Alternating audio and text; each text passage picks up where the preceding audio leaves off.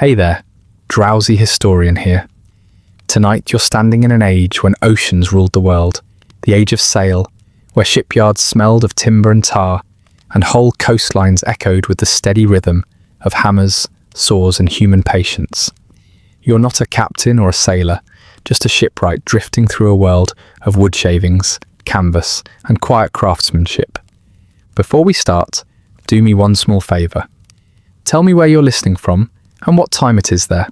If you prefer these stories without ads, you can join the Patreon. It's linked in the description. And if you want the ultimate immersive experience, consider using a pair of wireless earbuds. They're comfortable, discreet, and designed so you can wear them even while sleeping. I've linked my favourite pair, plus other sleep tools, in the description.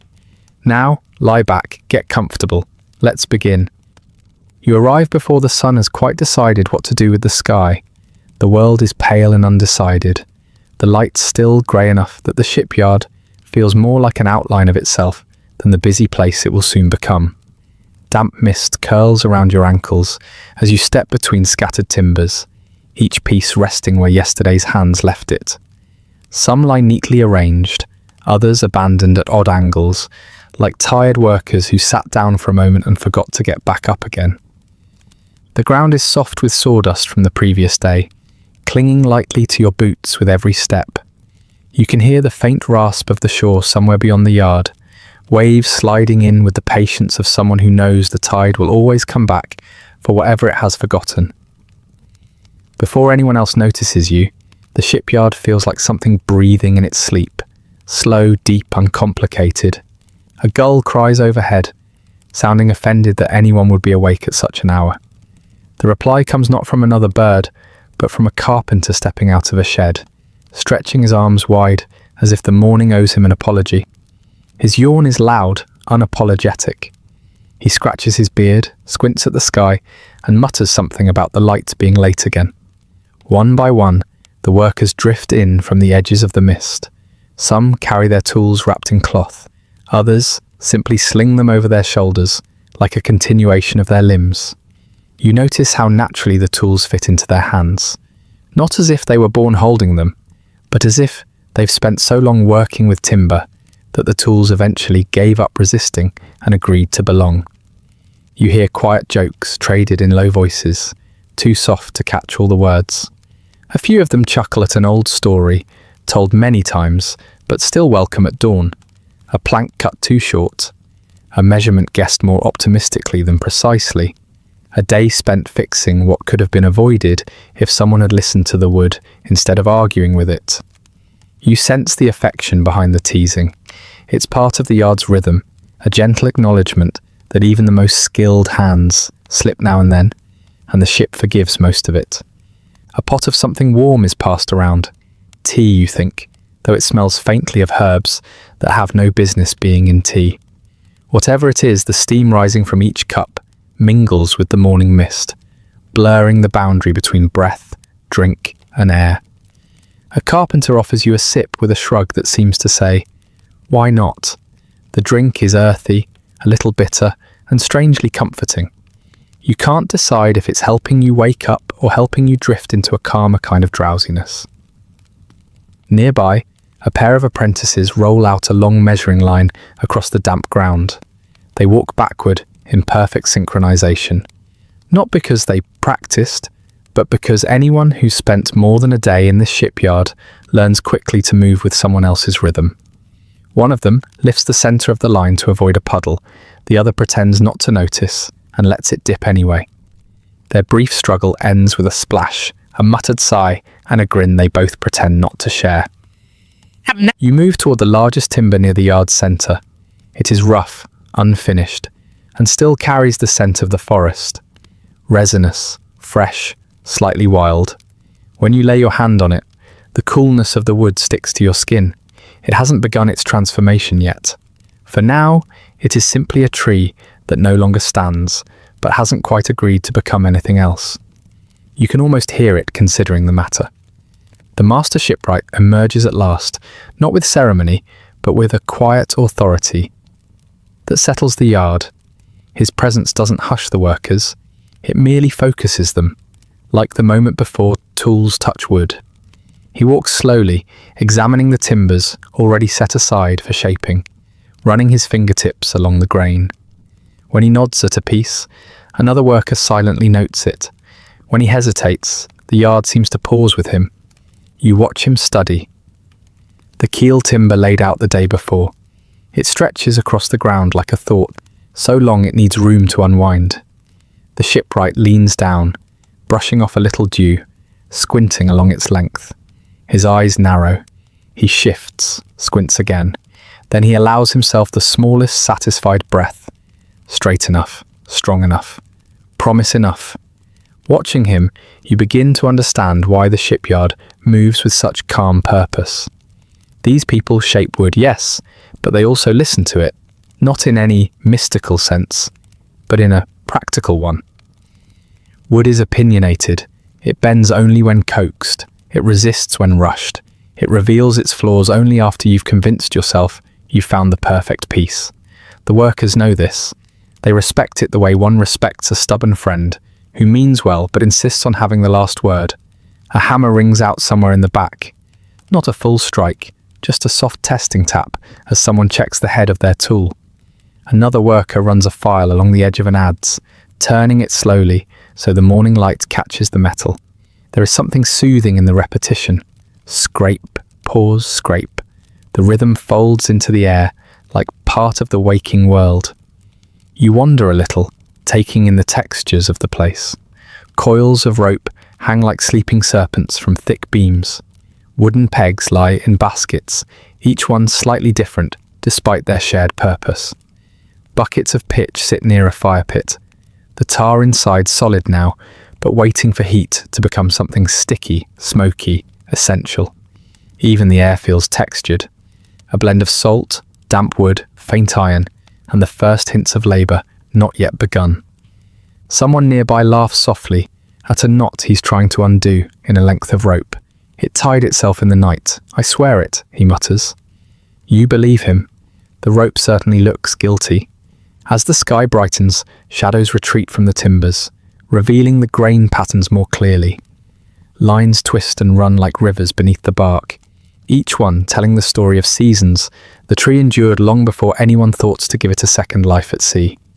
You feel a quiet appreciation for the years of wind and rain that shaped these materials long before human hands touched them.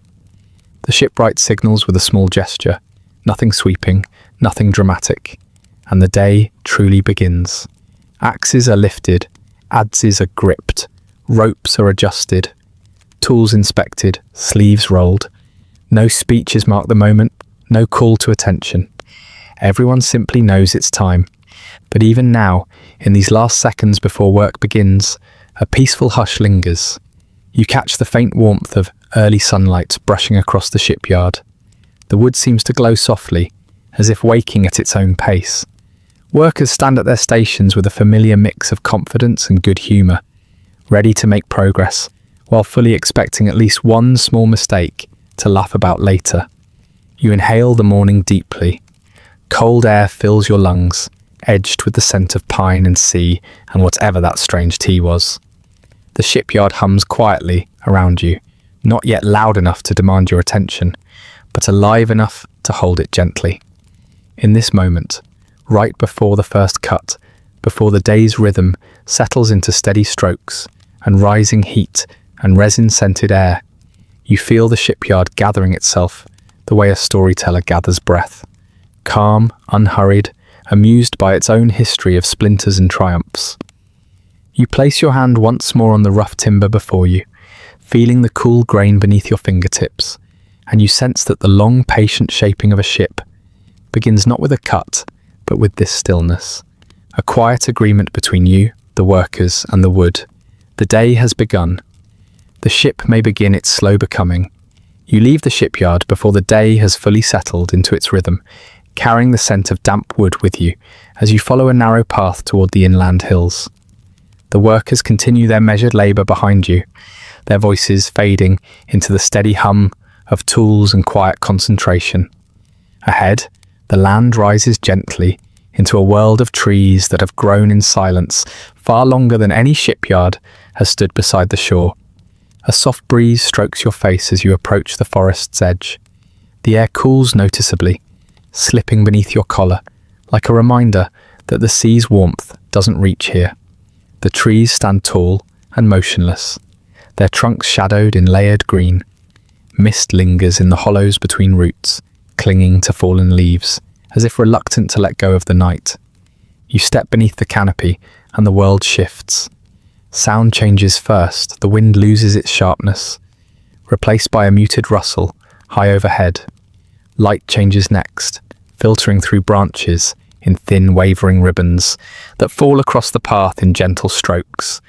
Even your breath feels quieter here, drawn into the slower rhythm of the woods. A seasoned timber marker walks a few paces ahead of you, his boots barely disturbing the leaf litter.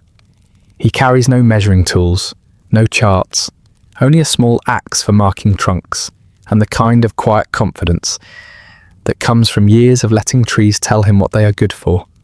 He glances back once, nods for you to follow, and continues deeper into the forest without a word.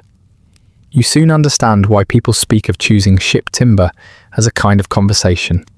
Each tree has a posture, an attitude shaped by decades of wind and rain, and the forest does not hide which individuals have endured well and which have complained every step of the way. You notice the subtle differences, slight twists in the grain revealed by a curve of bark, knots lying like sealed stories beneath rough surfaces, small scars from storms years past. The marker stops beside a tall, straight oak. He rests his hand against the trunk, presses his ear to it as if listening to a sleeping giant. You try the same, feeling the cool solidity beneath your cheek, the faint tremor of life running deep inside. The tree is strong, its bark thick, its roots well anchored.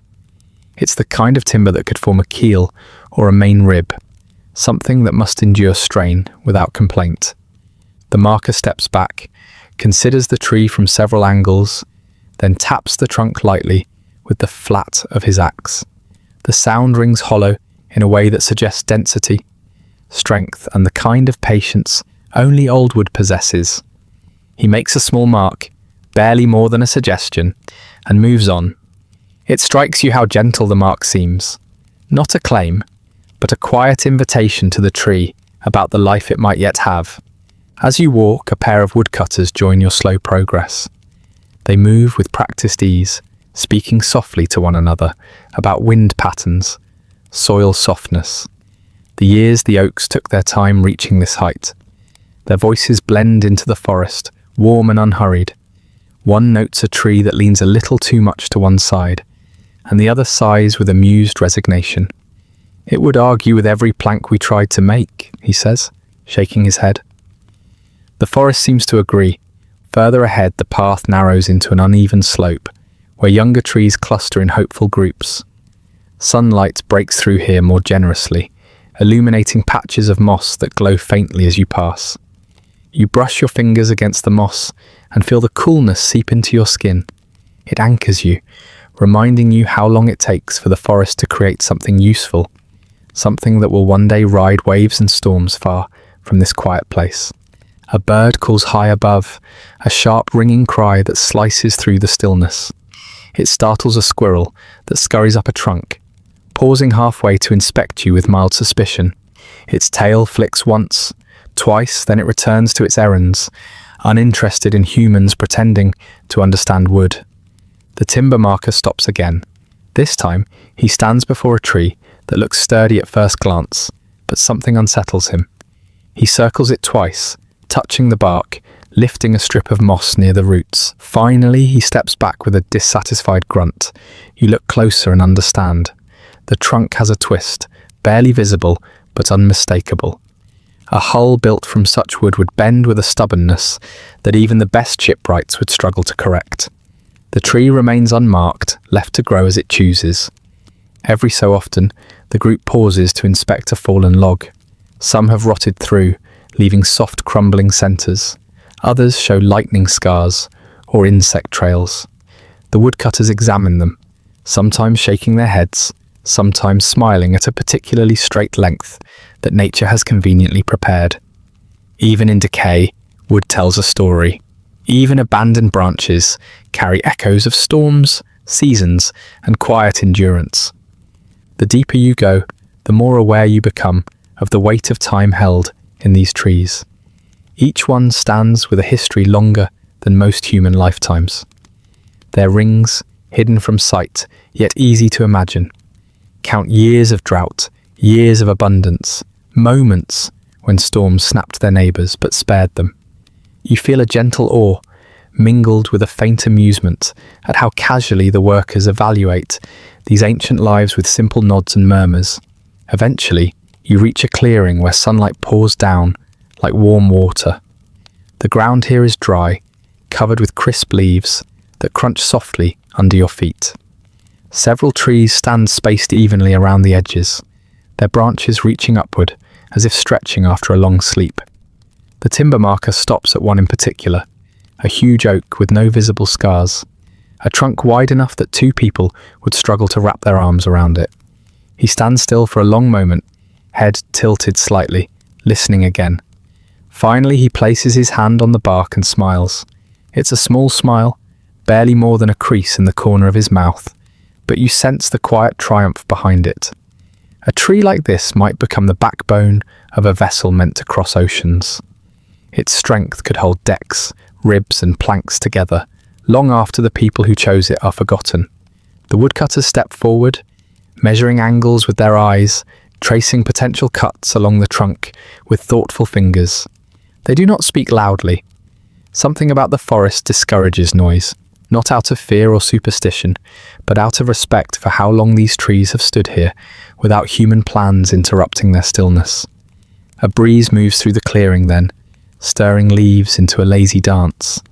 It brushes against your face, cool and faintly scented with sap. For a moment you feel the forest breathing around you, its rhythm older and steadier than any shipyard's. The tree beside you seems to consider its fate, though of course trees do not think in human ways. But still, there is a sense of agreement, or at least acceptance, in the way its branches sway gently. The marker lifts his axe and carves a clean, confident stroke into the bark. The cut is small, but unmistakable. The tree has been chosen. The woodcutters prepare their tools. They check the edges of their saws, feel the weight of their axes, adjust the leather grips, worn smooth by years of use. There is no rush, no dramatic flourish, only steady readiness. The forest doesn't flinch. It has seen this many times. As the first careful cuts begin, you step back to watch from a respectful distance. Chips of bark fall quietly at the base of the trunk, scattering like curled brown feathers. The sound is soft, rhythmic, almost soothing. The forest version of the measured strokes that fill the shipyard each day. The workers move in coordination, pausing often to assess, to listen, to let the tree shift naturally as weight changes. You sense the moment when the trunk begins to yield. Not a dramatic crack, but a subtle shift in the air, a sigh of released tension. The tree leans, slowly at first, then with a gathering inevitability. Leaves shiver overhead, roots strain, the forest holds its breath. And then, with a deep resonant thud softened by layers of earth and leaves, the tree settles onto the ground, not broken but transformed, ready to begin a new purpose, far from the quiet hillside that shaped it. The workers stand still for a moment, honouring the weight of the moment with silence. The timber marker touches the fallen trunk once more, as he did when it stood tall, acknowledging the long journey that lies ahead. You rest your hand on the wood as well. It feels warm now, warmer than the surrounding air, as if holding the memory of decades inside it. In that warmth, you sense both an ending and a beginning. When the workers start preparing the trunk for transport, you follow them back through the forest, moving at the same unhurried pace that brought you here. The path seems different now, though nothing has changed. Perhaps it is simply that you carry with you the presence of the tree, its patience, its strength, and the quiet dignity it will lend to the ship that has not yet taken shape. As the forest thins and the faint sound of distant waves returns to your ears, you feel the day settling deeper into its rhythm, ready to continue the long, steady work that awaits. The path from the forest gradually widens as it approaches the shipyard, and the sounds of distant labour deepen into a steady pulse. By the time you step between the familiar timbers again, the air feels warmer, busier, shaped by the breath of many workers and the scent of fresh-cut wood. The fallen oak travels behind you on a creaking cart, pulled by slow, patient horses, whose ears flick with mild irritation at flies and the general indignity of morning effort. When the cart reaches the centre of the yard, the horses are unhitched with grateful snorts, and the trunk is eased to the ground with ropes and practiced coordination.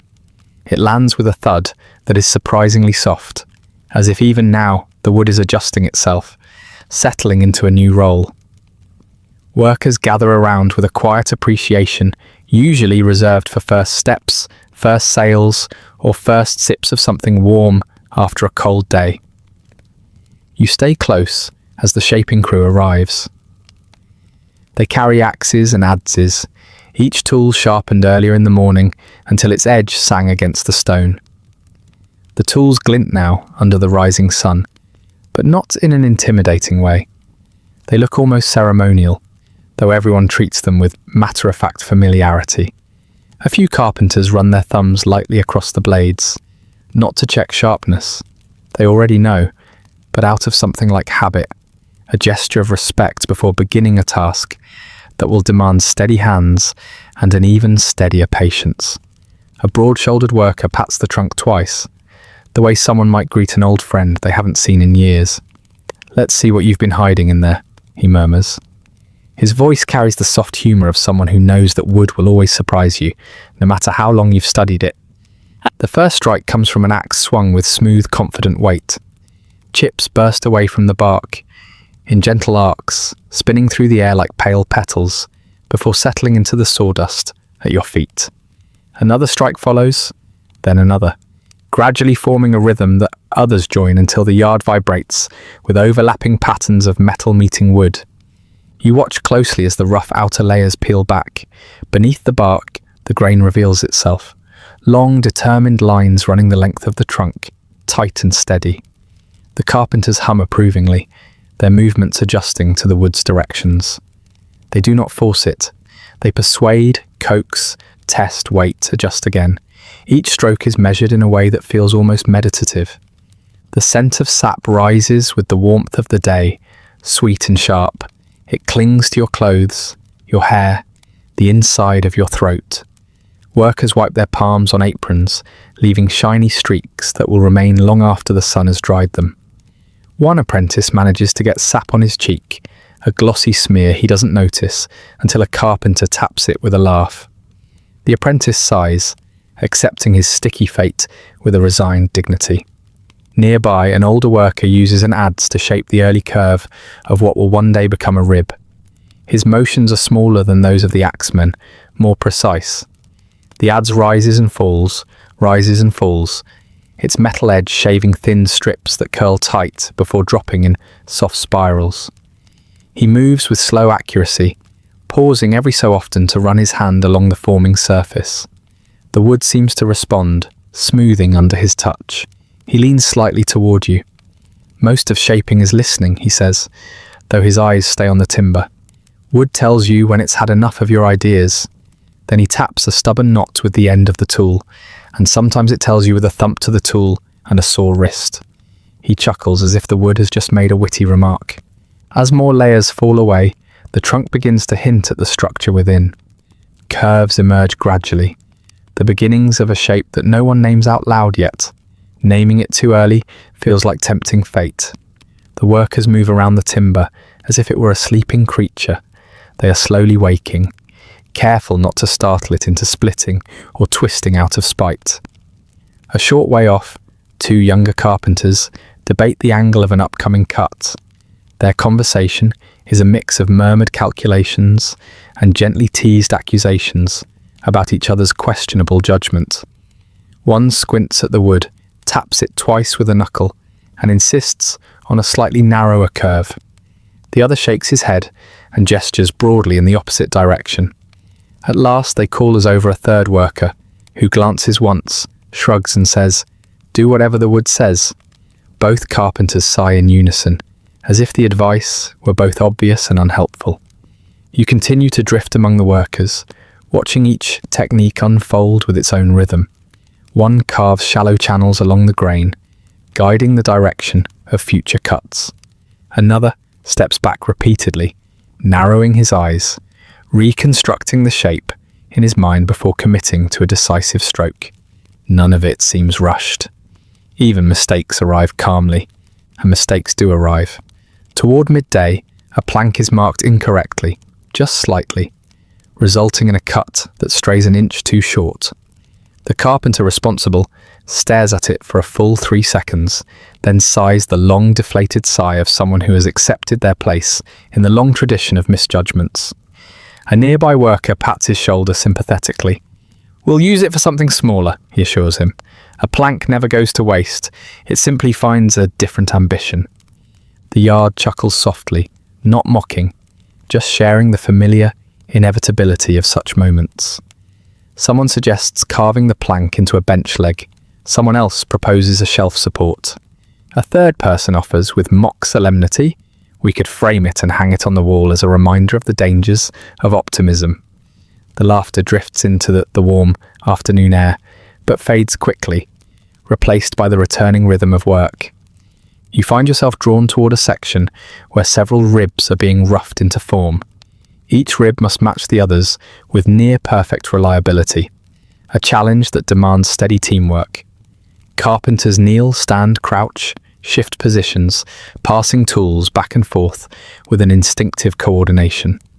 They barely speak, yet every motion complements another.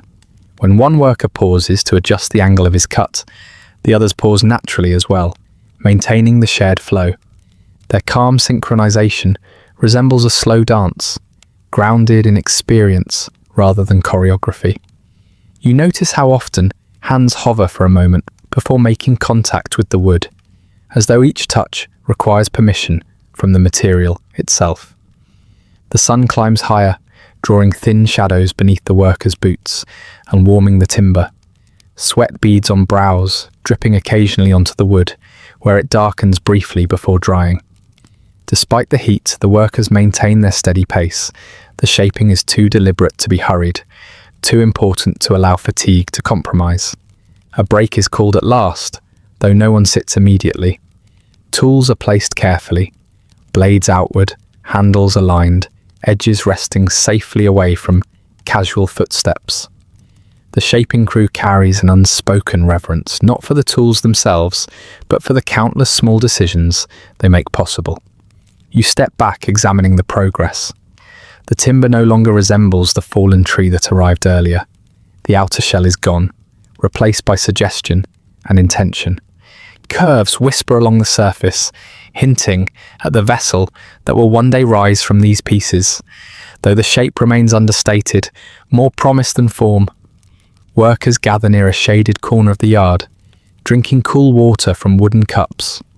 Conversations drift between observations about grain patterns, teasing remarks about the earlier miscut plank, and quiet reflections on the stubbornness of certain knots.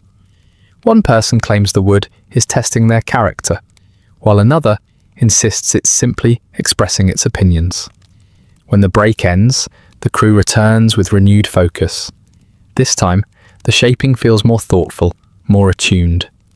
The workers move as though they've grown closer to understanding the timber's personality, its quirks and hesitations. They shave away imperfections. Refined curves correct slight asymmetries. The shape deepens in clarity. You notice something serene in the repetition. The rise and fall of blades, the scrape of metal against wood, the soft huffs of breath as workers adjust their stance. Tools meet timber with an honesty that feels both ancient and immediate. You sense how many centuries people have spent learning to read wood like a language, trusting it to hold their weight, their stories, their ambitions across waves and storms. Late in the afternoon, a gentle breeze sweeps across the shipyard. It lifts stray wood shavings, sending them fluttering like pale feathers. Some catch on your clothes, others drift into the air, carried toward the sea. The workers pause only long enough to watch the scattering, amused at how the shavings seem to celebrate the day's progress. As the sun sinks lower, the shaping crew steps back collectively. The timber before you is no longer a rough log. It has become a foundation, sturdy, curved, intentional. Not finished, not close to finished, but undeniably transformed. A shape now exists where before there was only potential. The workers brush the sawdust from their clothes, stretching tired shoulders. The tools are wiped clean, edges checked, handles inspected for cracks. Everything returns to its proper place. The day's labour settles into the yard like a gentle exhale, leaving behind the faint scent of resin, effort and quiet pride. You run your hand along the newly smooth curve. It is still warm from the sun and alive with the memory of every stroke that shaped it. Beneath your fingertips, the grain seems to pulse with a calm confidence, as though ready for the next stage of its long journey. The ship is not yet visible, but something essential has begun. The warmth of the shaped timber lingers in your palms as you rise from where the workers completed their final strokes. Dust settles slowly across the yard, drifting in the slanted light. A few shavings cling to your sleeves, ghost-like reminders of the day's steady labour. The air feels fuller now, carrying the echo of tools, the murmur of quiet discussion, and an undercurrent of anticipation that seems to draw everyone's focus toward a long cleared space in the centre of the yard. Workers begin gathering there with a kind of unspoken ceremony. Their movements are deliberate, not solemn exactly, but careful in a way that hints at the importance of what comes next. You're drawn toward the open stretch, following the flow of boots across packed earth and the faint tug of expectation in the air. In the cleared space lies the long, massive beam that will serve as the keel, the spine of everything yet to come. It rests on temporary supports, raised just enough that hands can reach beneath to adjust placement and alignment. Even in its unfinished state, the timber radiates a quiet authority. It feels less like a piece of wood and more like a promise. You approach it slowly, sensing that this part of the process invites stillness. Workers stand around the beam in a loose semicircle, some with hands on hips, others crouched to inspect the grain running its length. A few hold string lines between their fingers, arms extended as they assess the timber from every conceivable angle. Someone hands you one end of a taut line, the thin fibre humming faintly as you take it. You stretch it across the length of the keel with the others, and the line trembles ever so slightly in the light breeze.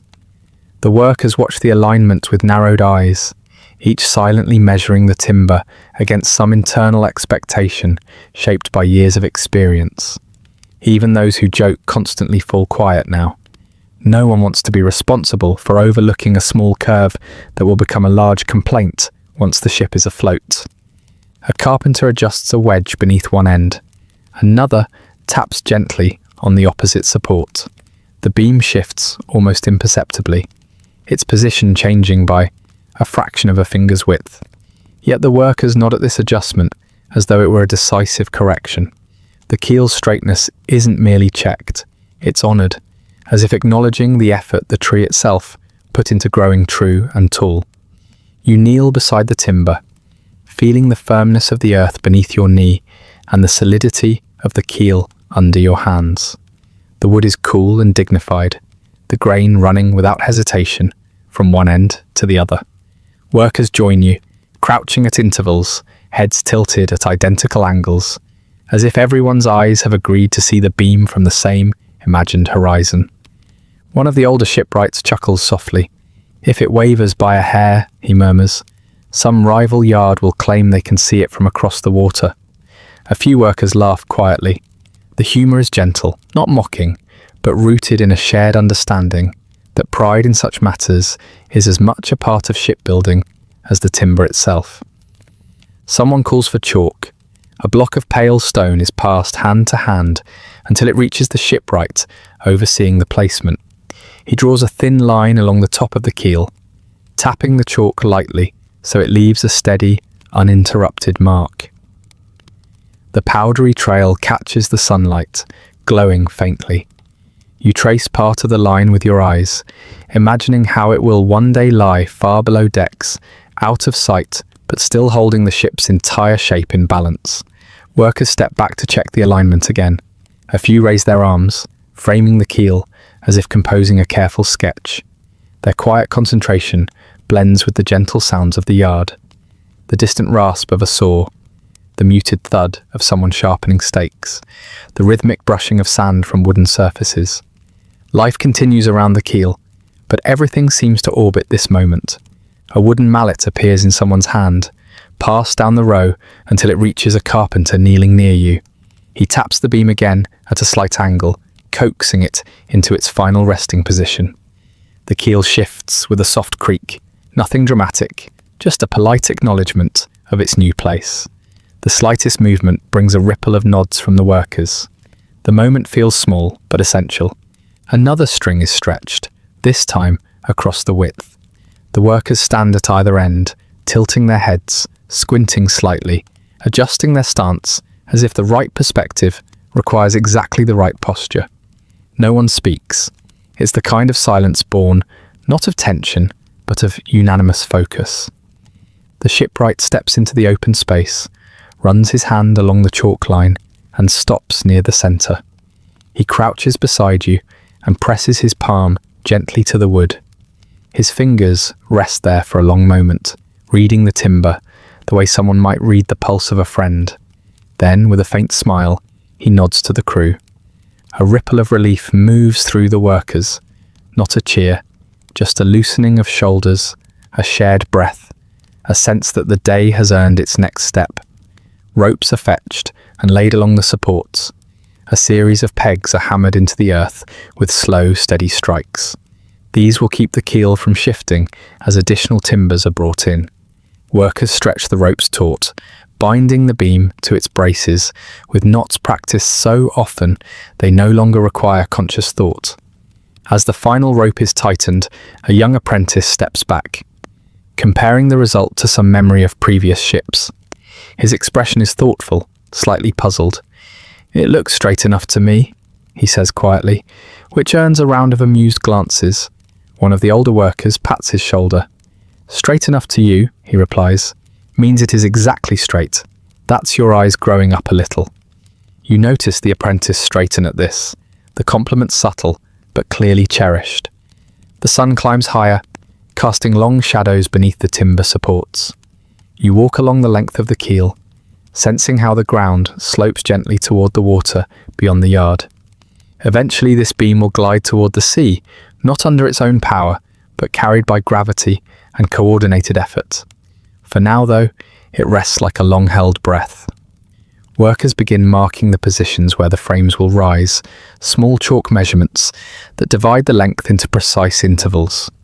Each mark corresponds to a rib that will shape the ship's hull. One carpenter explains to a nearby apprentice how the spacing accommodates both strength and flexibility, how too rigid a structure would fight the sea rather than move with it. His voice is calm, steady, filled with the warmth of someone passing down a skill that has shaped more lives than he can count. You lower yourself once more beside the beam, hearing the faint scrape of chalk, the occasional mutter of a worker measuring twice before committing to a mark. There's something reassuring in the rhythm, something deeply human in the precision mixed with quiet improvisation. No two shipyards lay a keel exactly the same way, yet each believes their method is the most sensible approach ever devised. A gust of wind sweeps across the yard, stirring loose fibres and lifting the smell of pitch from a nearby fire.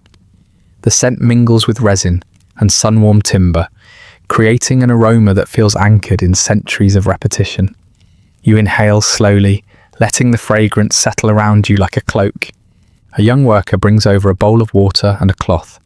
He kneels and begins wiping the chalk dust from his fingers, pausing occasionally to look at the keel with faint pride. The quiet kind that doesn't announce itself, but lingers in the corners of a smile. You see the same pride scattered across the faces of the crew, softened by fatigue and marked by a sense of shared accomplishment.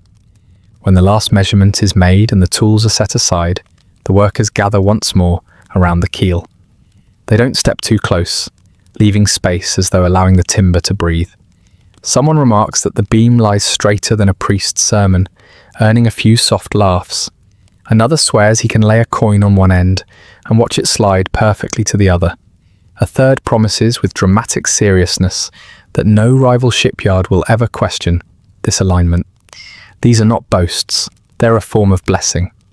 As the sun dips gently behind the yard's roofing beams, the workers begin dispersing to prepare for the next stage. The timber remains in the clearing, secure, centered, quietly magnificent in its simplicity. You stay beside it for a moment longer, running your hand along the grain. The wood is warmer now, shaped by sunlight, by hands, by intention. It stretches before you like a road that leads to something distant, something vast, something carried by wind. A single line toward the horizon, waiting for what will rise above it. The keel rests quietly behind you as the day lengthens, its solid line casting a slender shadow across the yard. Workers move around it with a kind of renewed energy, carrying lengths of timber that have been selected, shaped, and prepared for their next transformation. You follow the flow toward a steaming shed, where warm air escapes in soft clouds, curling upward like breath released from a deep chest. Inside the shed, the heat wraps around you immediately. The scent of damp wood mingles with vapour, rising from long wooden troughs filled with boiling water. Several lengths of timber lie submerged within, their surfaces darkened as if contemplating the change that awaits them.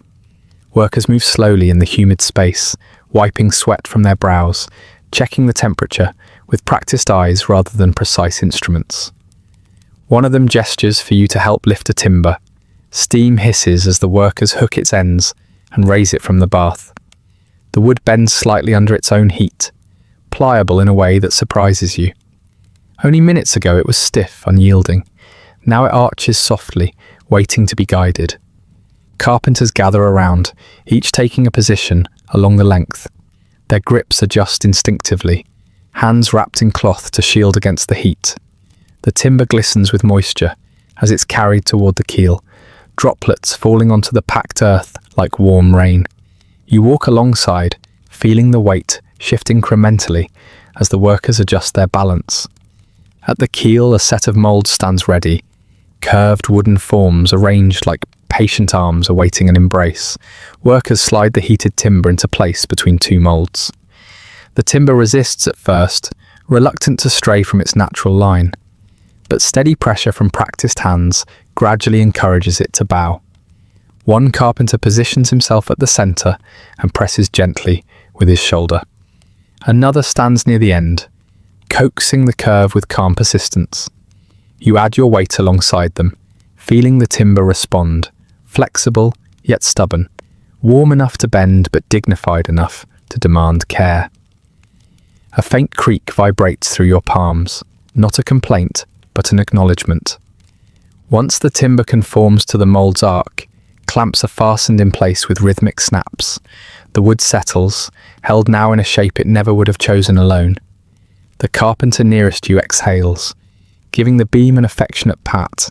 "There," he says softly, "you're learning to be part of something larger." Around you, other frames are in various stages of persuasion.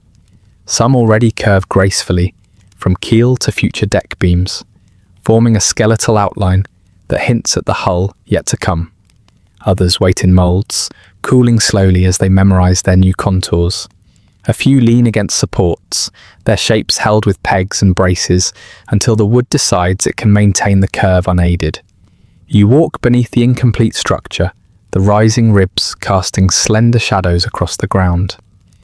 Each frame is spaced with deliberate precision, measured not by guesswork, but by accumulated knowledge of how a ship must breathe on open water. Too tight a spacing makes the hull rigid. Too loose leaves it vulnerable.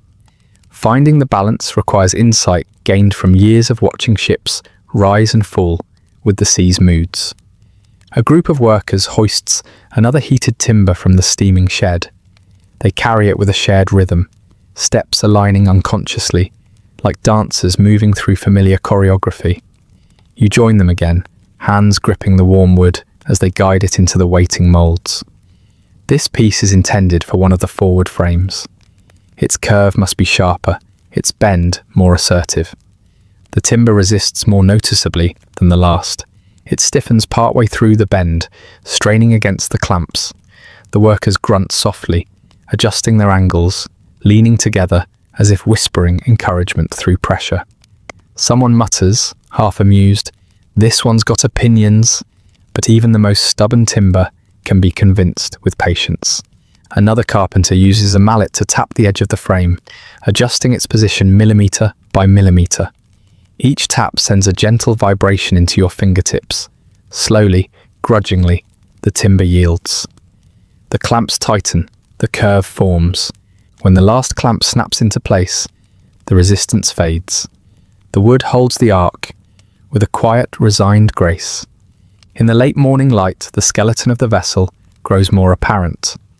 You stand back and see how the ribs arch upward, creating a faint outline of a hull. The structure resembles a sleeping creature, curled on its side, waiting for someone to coax breath into it. Workers move beneath the ribs, stepping carefully around braces and tools, their voices low so as not to break the sense of intimacy that the emerging shape inspires. It is slow work, deliberately so. Each frame requires preparation, heating, bending, adjusting, cooling. Between these steps, there are stretches of waiting where workers simply observe, ensuring no curve relaxes into the wrong shape. You join this watchfulness, wandering among the ribs, listening to the occasional pop of cooling wood and the steady murmur of workers discussing grain patterns, angles and weather. The heat from the steaming shed radiates across the yard, drawing more workers to the troughs. A pair of apprentices struggle to lift a new piece of timber, their awkward grip causing it to wobble dangerously. A carpenter steps in, steadying the beam with a firm hand. "If it slips," he says gently, "it'll teach you a lesson you won't forget, and neither will your toes." The apprentices grin sheepishly, adjusting their stance before trying again. You help guide another timber, feeling its weight and warmth, sensing the internal tension as it is pressed into shape. The process becomes familiar, not repetitive, but rhythmic.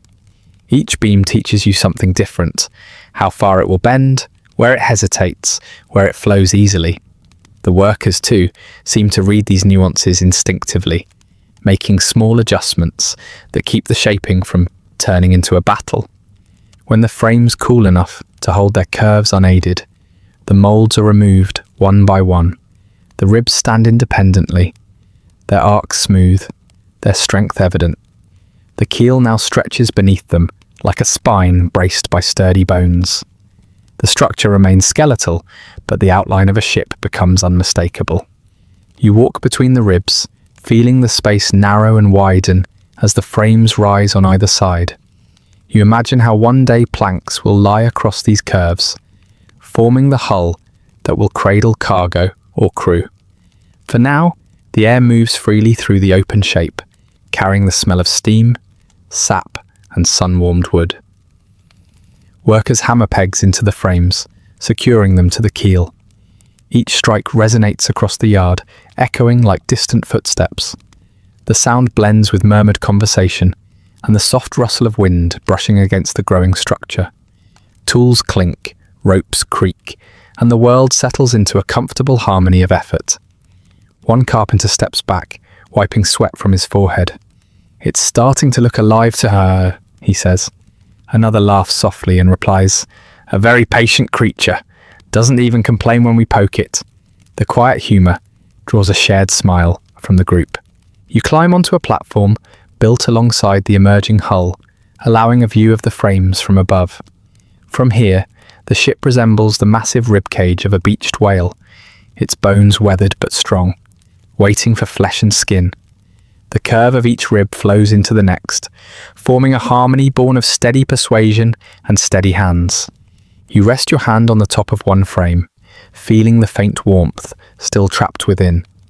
The timber seems to hum lightly, as if storing the memory of the heat and the pressure that shaped it.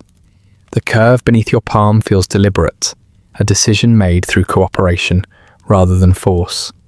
As afternoon stretches toward evening, The workers slow their pace. The steaming shed grows quieter, its troughs cooling. Tools are cleaned and set aside, their edges glinting in the fading light. The ribs stand tall and proud, a silent congregation surrounding the keel. You wander beneath the structure once more, before the day ends. The spaces between the frames feel different now. Not empty, but waiting. The ship-to-be sits in calm expectation, holding its shape like a promise held within the steady curve of each rib. When the workers finally step away, leaving the skeleton in the hush of the evening, you linger a moment longer. The timber breathes out the last of its warmth into the cooling air. Shadows stretch between the ribs, long and soft. You reach out, tracing the arc of one frame with your fingertips. The wood feels steady, certain of its new form, ready for whatever will rise upon it next. The ribs rise around you in a quiet, orderly curve, their shadows stretching across the packed earth in thin, graceful lines. Morning light slips between them, falling in stripes that warm some planks and leave others in soft shade. Workers move among the frames with a familiar purpose, their steps confident, their hands carrying tools and timber with a sense of unspoken routine. A new pile of planks lies near the centre of the yard, long, thick boards shaped just enough to hint at their future. They rest against wooden supports, each with its own slight bend, its own stubborn story, written in grain and knot. Some seem cooperative already, others look as if they might argue every inch of the way. You approach the nearest plank and run your hand along its surface. The wood is warm from the sun, smoother than you expect, but firm in a way that suggests strong opinions. Workers nearby soak other planks in troughs of hot water, the rising steam drifting upward in loose curls, carrying with it the scent of resin and damp fibres. Every now and then, a plank hisses softly as it meets the heat, like a sigh from someone adjusting reluctantly to an unavoidable task. A carpenter nods toward you. If a plank doesn't want to bend, he murmurs, you can try everything. Coaxing, steaming, begging. But in the end, it answers only to itself. His eyes twinkle with an amused acceptance born of many such negotiations. You sense that each plank has its own personality, its own resistance, and its own small willingness to yield when approached with patience. Workers lift one of the softened planks from the steaming trough. Water drips from its length in steady streams, darkening the soil beneath it. The plank bends slightly under its own weight, yet it still maintains a faintly defiant rigidity. Its grain shimmers with heat. Several hands grip it at intervals along its length, and you join them, feeling the wood's warmth seep through the cloth wrapped around your palms. The group carries the plank to the hull, where the lowest frames wait to receive the first outer skin. The plank must fit against the curve without forcing a gap or straining the shape. It is a meeting of stubbornness and intention. The workers raise the board and press it to the frames. The wood resists immediately, bowing outward like a cat arching its back in displeasure. The carpenter closest to you leans his weight gently into the plank. Easy now, he mutters, half to himself, half to the wood. Another worker taps along the edge with a wooden mallet to encourage the angle. You press your shoulder against the warm surface, feeling the vibration of each tap as the board slowly begins to soften into place. There is no sudden shift, no dramatic moment. Instead, there is a quiet, patient persuasion, a shared understanding that the wood must choose to cooperate. When the plank settles against the frame at last, the workers secure it with long nails driven through pre-bored holes. Each strike of the hammer sends a deep, satisfying thud through the hull, echoing beneath your feet. The sound blends with the breeze moving across the yard, creating a rhythm that spreads calm through the worksite. One by one, more planks are brought over. Some bend willingly, others require additional, steaming or more pointed encouragement. Workers debate angles with soft voices, adjusting positions, rechecking alignments, occasionally stepping back to squint at the developing curve of the hull. The outline grows slowly, plank by plank, like the slow stitching of a giant wooden quilt. A plank near the midsection proves especially uncooperative. The workers attempt to bend it into place, but it resists, with surprising force. One person pushes, another pulls. A third steadies the middle. The plank flexes ominously, creaking with the discomfort of being asked to bend just a little more than it prefers. Someone mutters, "This one wakes up grumpy." Another laughs quietly. "Give it time. It'll come around." They always do. The workers pause to reheat the plank, dipping it back into the steaming trough. Vapour rises quickly, thickening the air. When the plank is warm enough, they carry it once again to the hull. This time, the curve yields more easily, settling into the embrace of the frames with a faint sighing sound, as if acknowledging the inevitable. Nails are set in place, driven in with steady taps. Resin oozes from a knot near the centre, catching the sunlight in a tiny amber droplet. A carpenter touches the resin with the tip of a finger, inspecting its texture, then nods to himself. Everything is holding. You walk along the length of the hull, watching the planking grow. Each new board adds not just structure, but character. The ship begins to take on a presence, not yet intimidating, not yet seaworthy, but undeniably alive in the way unfinished things often feel more full of potential than finished ones. Near the bow, two workers discuss the shape of the outer curve. One kneels, tracing a line along the frame with chalk. The other stands behind him, squinting to compare the chalk mark to the grain of the wood. "Let it lean a breath more," he suggests. "If we push it tight here, she'll fight us up there." He points along the curve, where the hull will rise more sharply. They share a look of mutual agreement, making adjustments with a few short strokes of a plane. You admire the fluency with which they communicate, not through orders, but through gentle suggestions, gestures, shared understanding. It's a kind of collaboration that shapes the ship as much as the tools do. You help lift another plank, this one surprisingly light. When pressed against the frames, it bends with graceful ease, as though it has been waiting for this role. A carpenter chuckles. "Some wood is born agreeable," he says. You smile, feeling the strange satisfaction of working with a plank that seems to anticipate every motion. The hull rises slowly, creating a curved wall of timber that encloses the space beneath.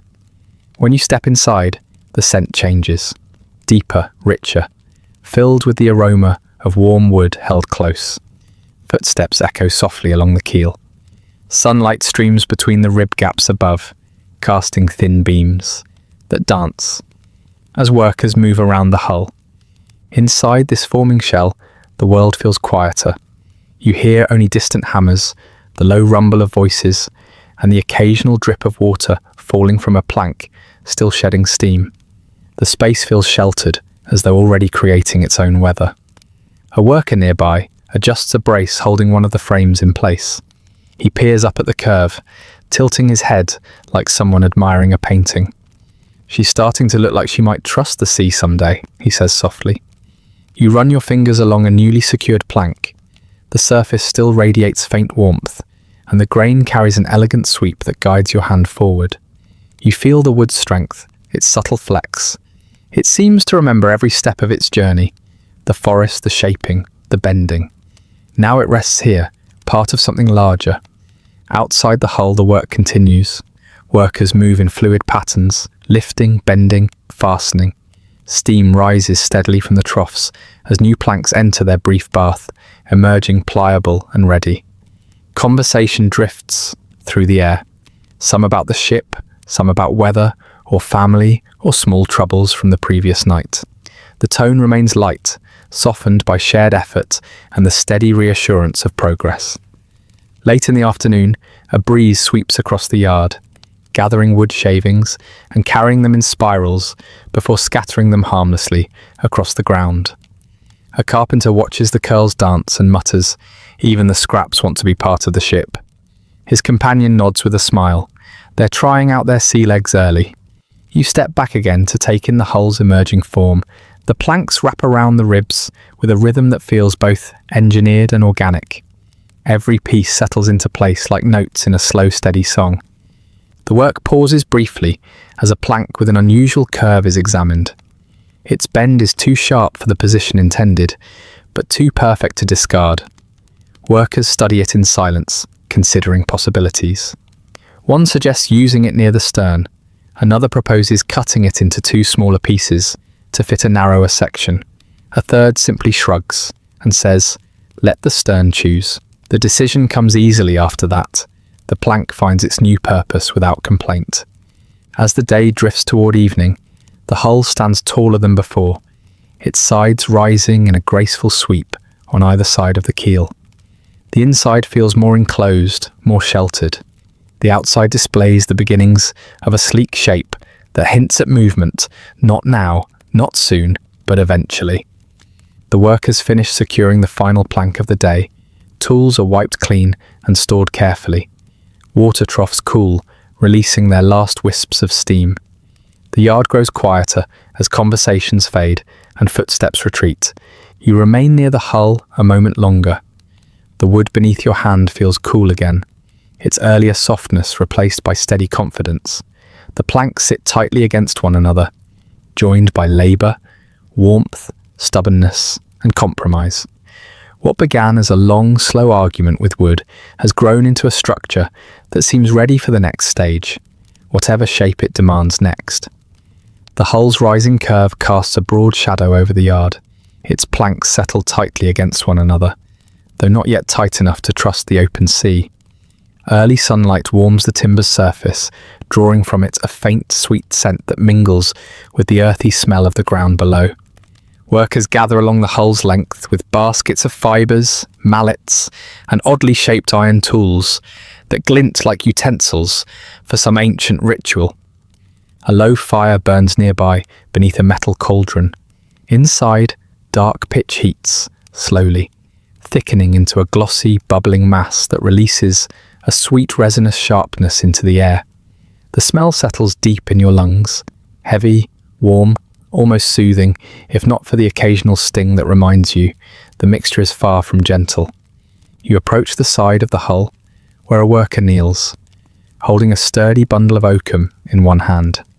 The fibres look like rough, unravelled rope, though they feel surprisingly soft when you brush your fingers against them.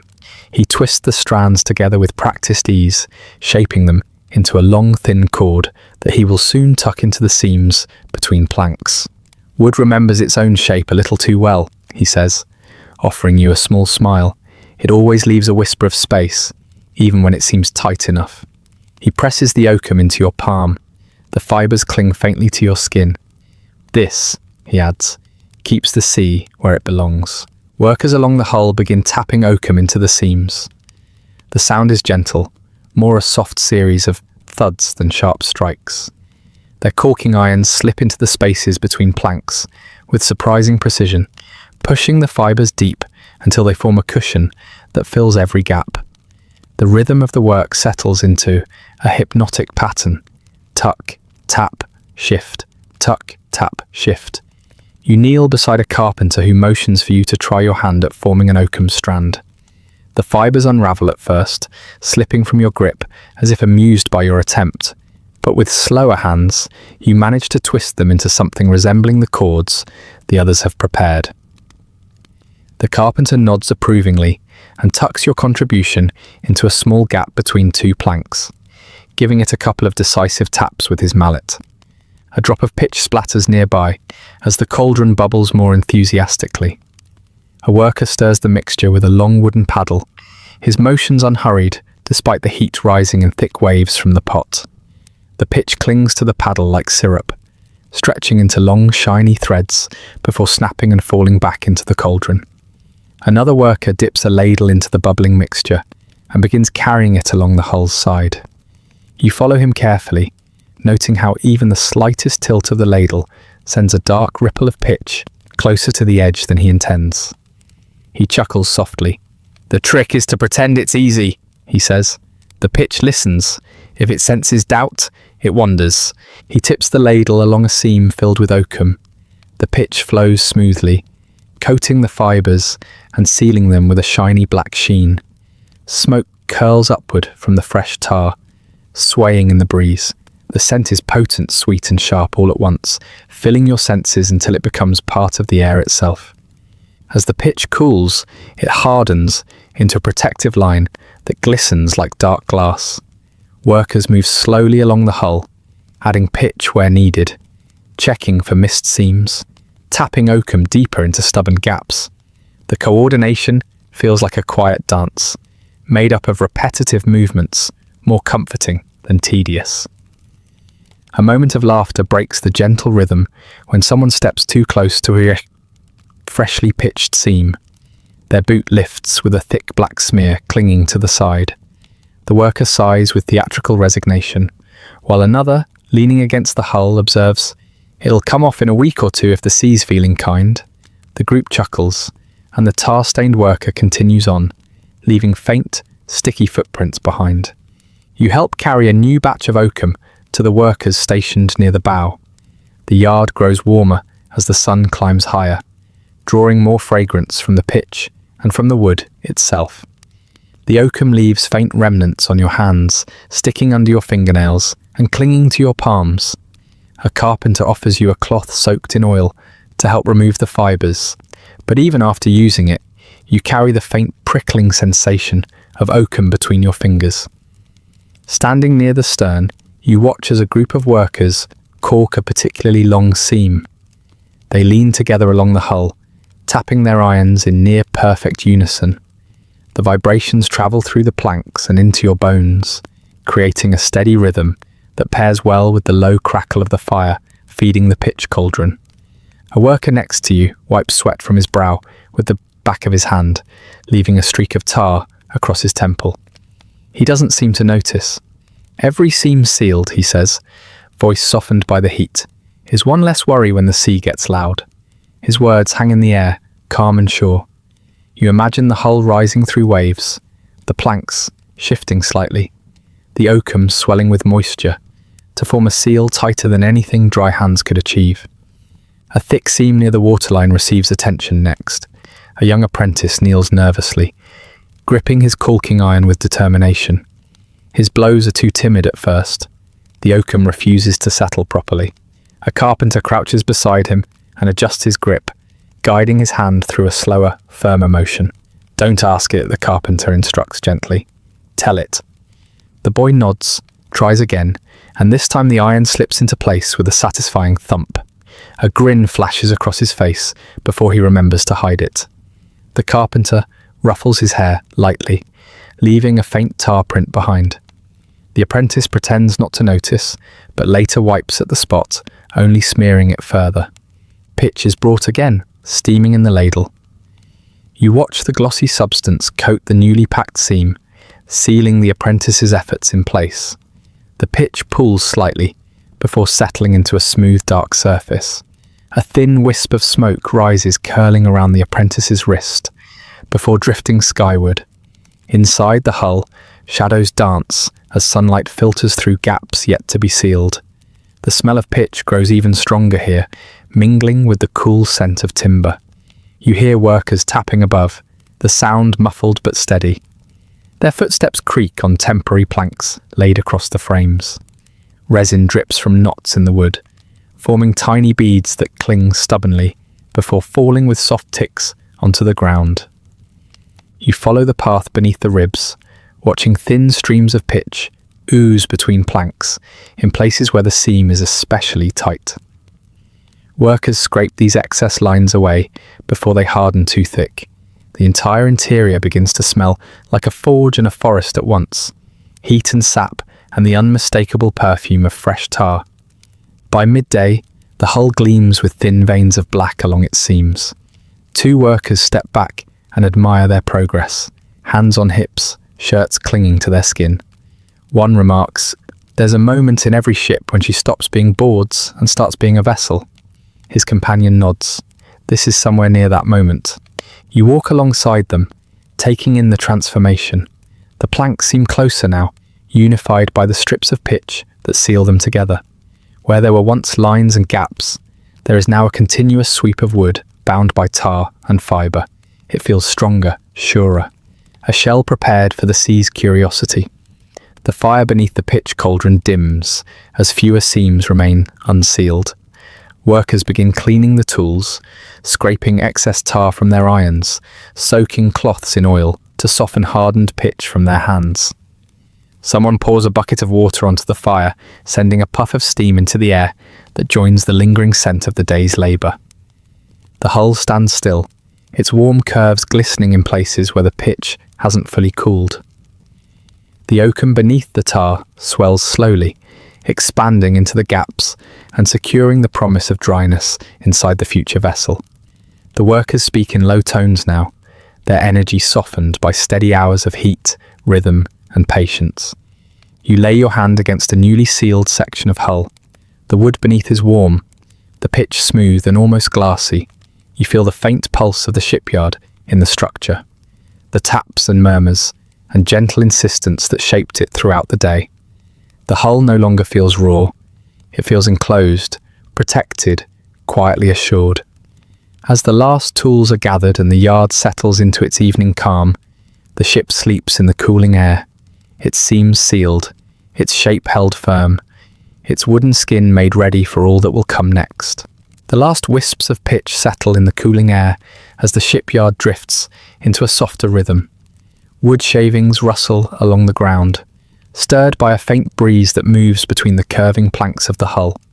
The structure feels sturdier now, its seams sealed, its shape confirmed by hours of persuasion and quiet labour.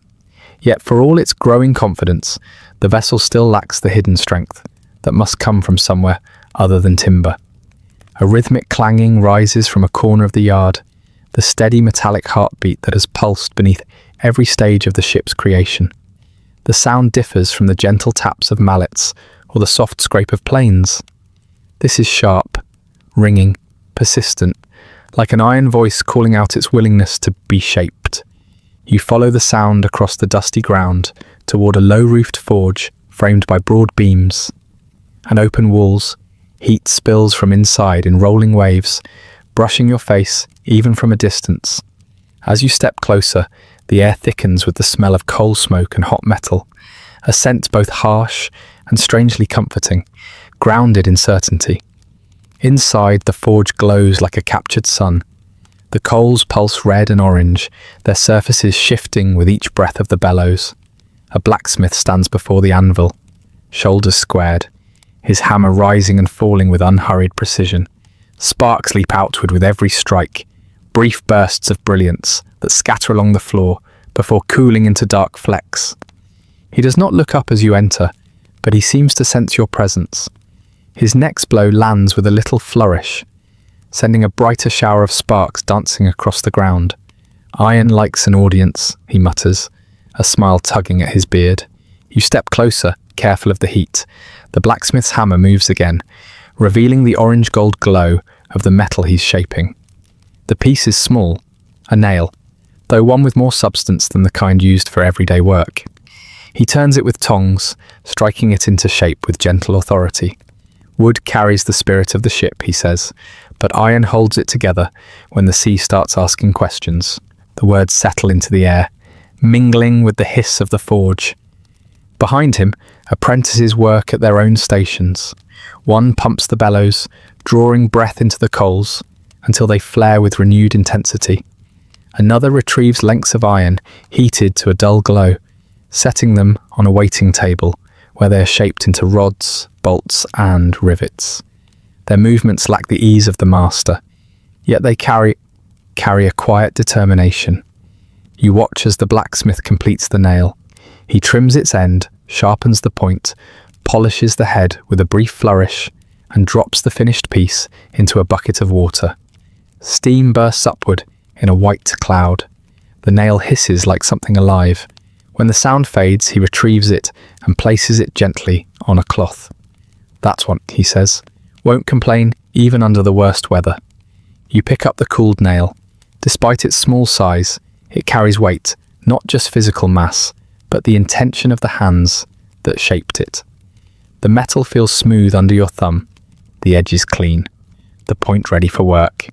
You imagine it securing a plank or brace, becoming part of the hidden network of strength woven throughout the ship. The blacksmith gestures toward a stack of bars beside the forge. "Go on," he says with a grin. "Choose a piece." There's always room for another hopeful bit of iron. You approach the stack and lift a short bar. Its surface is rough, cold and slightly pitted. The idea that something so unassuming could become an essential part of a vessel feels quietly profound. You hand it to the blacksmith, and he places it into the coals, burying it beneath the glowing embers with the tongs. The metal fades from view, swallowed by the brightness. You stand beside him, feeling the heat wash over your face.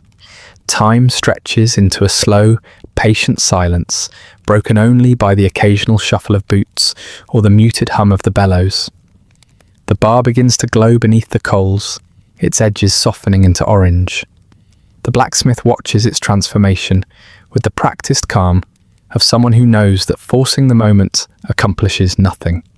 When the metal reaches the right colour, a warm, radiant yellow, he lifts it from the fire and places it on the anvil. The hammer rises, then falls. The first strike rings sharp and true, sending sparks outward. The sound vibrates through your bones, resonating more deeply than the rhythmic taps of caulking irons earlier in the day. Here, every blow shapes not just the material, but the future of the vessel. You've seen wood bend when it wants to, he says between strikes. Iron bends when you tell it to, if you speak its language. He flips the glowing piece, strikes again. Each blow flattens the metal, stretching it, shaping it, guiding it into purpose. Even from a few feet away, the heat radiates fiercely. The metal's glow pulses with every strike, dimming slightly when the hammer lands, brightening when lifted. You feel as though you're witnessing the heartbeat of a newborn component, each pulse forging its identity. The blacksmith pauses to examine the length. He nods, satisfied, and cuts a piece from the end with a sharp tool. He hands the glowing fragment to an apprentice, who begins shaping it into a rivet head with careful, controlled taps. You wander deeper into the forge area, where finished bolts are cooling on wooden racks. Each piece carries subtle variations. A slight curve, a thicker head, a narrower neck, all intentional and suited for particular parts of the hull. Some will secure the ribs to the keel, others will fasten planks together. A few will hold the beams that will support the decks above. Their shapes are simple, but their importance is undeniable. A cluster of workers enters, carrying a container filled with iron pieces ready to be installed. Their boots leave trails of dust across the floor as they move toward the hull. The blacksmith calls after them, "Don't drop those, they're too young to be rattled." The workers laugh warmly and continue on, their steps more careful. You remain near the forge as another bar of iron is placed into the coals. The bellows sigh as they push air into the fire, coaxing it into brighter life. Flames lick the edges of the bar, wrapping it in golden heat. An apprentice watches closely, waiting for the moment it becomes ready to shape. The blacksmith begins explaining the way iron responds to temperature. Too hot, he says, and it gets brittle. Too cold and it resists everything. The trick is to find the middle, the place where it listens. He taps the iron lightly with his tongs, judging its readiness by the tone. Even metal has its moods. He lifts the bar once more and hands the hammer to you. "Try," he says, with a gentle nod. You grip the hammer, surprised by its weight, heavier than it appears, balanced with intention. You bring it down onto the glowing iron. The strike is clumsy, not nearly as graceful as his, but it lands true enough. Sparks leap from the point of contact, bright and fleeting. The blacksmith smiles. "There, you've told it something." You strike again. The metal flattens slightly, its glow dimming and brightening with each blow. The sensation vibrates up your arm, a pulse of resistance and acceptance merging into one. When the blacksmith finally takes the hammer back, he nods with approval that feels quietly generous. As the afternoon settles into a mellow golden hue, the forge continues its steady rhythm. Bars heat and cool, nails multiply in neat rows, rivets form under careful blows. The smell of hot metal mixes with the lingering trace of pitch still drifting from the hull. Workers return periodically to gather hardware, each piece carried away with the respect one usually reserves for something fragile, even though iron is perhaps the least fragile thing in the yard. Yet they treat every bolt as a small promise, a gesture of security, a whisper of strength folded into the wooden body of the vessel. The blacksmith wipes sweat from his brow with a cloth darkened by soot. He places a newly forged bolt on the table and stands with arms crossed, looking at the collection of metal pieces cooling in the fading light. "There's hope in all of these," he says, quietly. "Hope that the sea will be kind. Hope that the storm waits another day. Hope that the ship holds together when people need it most." You look at the glowing metal in the forge, at the cooled pieces arranged in rows, at the blacksmith whose hands shape them with steady conviction. The iron seems to hum faintly in the warm air, not a sound, but a presence. Outside, the ship waits for these pieces of quiet strength, ready for what comes next. Warm sunlight pours across the yard as the day settles into a steady hum. The forge's ringing fades behind you, replaced by the softer, more wooden music of tools at work on the rising hull. The scent of pitch lingers faintly in the air, mingling with the sharper tang of freshly sawn planks stacked along the scaffold that now circles the vessel like a supportive frame. Workers begin carrying the long boards upward, each plank resting on strong shoulders, their ends bouncing lightly with each step. The hull's curve glows in the sunlight, ready to receive the new layer of timber that will form the deck. A broad, level surface meant to support every daily task and unexpected moment that life at sea will demand. You climb the scaffold with them, feeling the structure shift slightly beneath your weight. At the top, the light widens, and the deck beams stretch out like ribs waiting to be clothed. Their shadows intersect across the space, creating a pattern of lines that shift and flicker as workers pass between them. The first plank is lifted into place with a careful, almost reverent motion. It spans several beams, its underside darkened by the steam used to ease its earlier shaping. The top surface smells of sap and clean air. When your hand glides across the grain, it feels warm, not from the sun alone, but from the slow transformation of raw timber into something purposeful. A carpenter kneels, pressing his palm against the plank and bouncing it slightly. "Needs to hold more than just barrels," he remarks with a faint grin. "Has to survive boots, tempers, spilled soup, and the occasional sailor convinced he knows how to dance." The laughter that follows is soft and indulgent, as though everyone has seen such attempts. You help guide the plank into alignment. Workers at each end adjust its angle, nudging it closer to perfect placement. The fit must be tight, but not so tight that the wood has no room to shift when the ship breathes on the open water. A few precise taps with wooden mallets bring the board into its rightful place with a satisfying thump. Iron nails, forged earlier in the day, are passed from hand to hand. Their dark surfaces catch the light with a muted gleam. The carpenters position them with steady fingers, driving them into the plank with firm rhythmic strikes. The sound spreads across the deck in progress, creating the sense of a heartbeat again. This time, not the forges, but the vessels. More planks follow. Each is lifted, measured, adjusted, bent slightly when needed, and fastened with the same combination of force and care. Workers move in coordinated patterns, stepping between beams, passing tools without looking, offering advice in murmured tones. The deck grows slowly beneath your feet, section by section, smoothing into continuity. You kneel beside a carpenter shaping an edge where a plank meets a curve of the hull. He shaves thin curls of wood from the underside, adjusting the angle until the plank rests with a natural ease. "Every board wants a different conversation," he says gently. The wood curls drift on the breeze, catching sunlight like small golden feathers. Moving along the deck, you hear the pleasant creak of settling timber. It's a reassuring sound, the wood adjusting, accepting its new role, joining the structure in a way that feels both organic and engineered. Workers tap the planks with the sides of their mallets, listening for hollow tones or uneven spots. Each test is followed by careful corrections, small adjustments meant to refine rather than force. One worker tests the spring of a newly secured section by stepping onto it with exaggerated flair.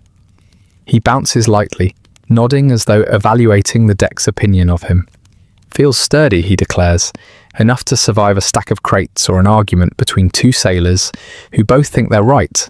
Someone nearby adds, or one sailor who thinks he can dance after rum. The group chuckles again, as if the imaginary dancer has already become a familiar guest. A wide plank is brought forward by two apprentices struggling to keep it level. You hold out a steadying hand, helping them guide it across the beams. The weight shifts naturally, testing your balance as you settle it into place. The apprentices glance at one another, relieved to have delivered it without letting it scrape against the hull. They exchange quiet grins, a small victory shared between them. A carpenter inspects the plank and nods approvingly before showing an apprentice how to bevel the edge. The child watches closely, mimicking the angle of the plane as curls of wood spiral away. The older worker's voice carries the warmth of someone passing down knowledge earned over decades. Smooth edges make smooth days, he says, as though offering a proverb. As more boards are secured, the deck begins to stretch across the beams in a broad, continuous sweep. You walk its length, feeling the slight give beneath your feet that means the structure has life, not rigidity. Each step sends faint vibrations across the planks. You imagine how the deck will feel under shifting waves, rolling calmly one day and lunging unpredictably the next. Workers gather around a gap where the next plank must fit perfectly. They shift it left, then right, debating angles with soft voices.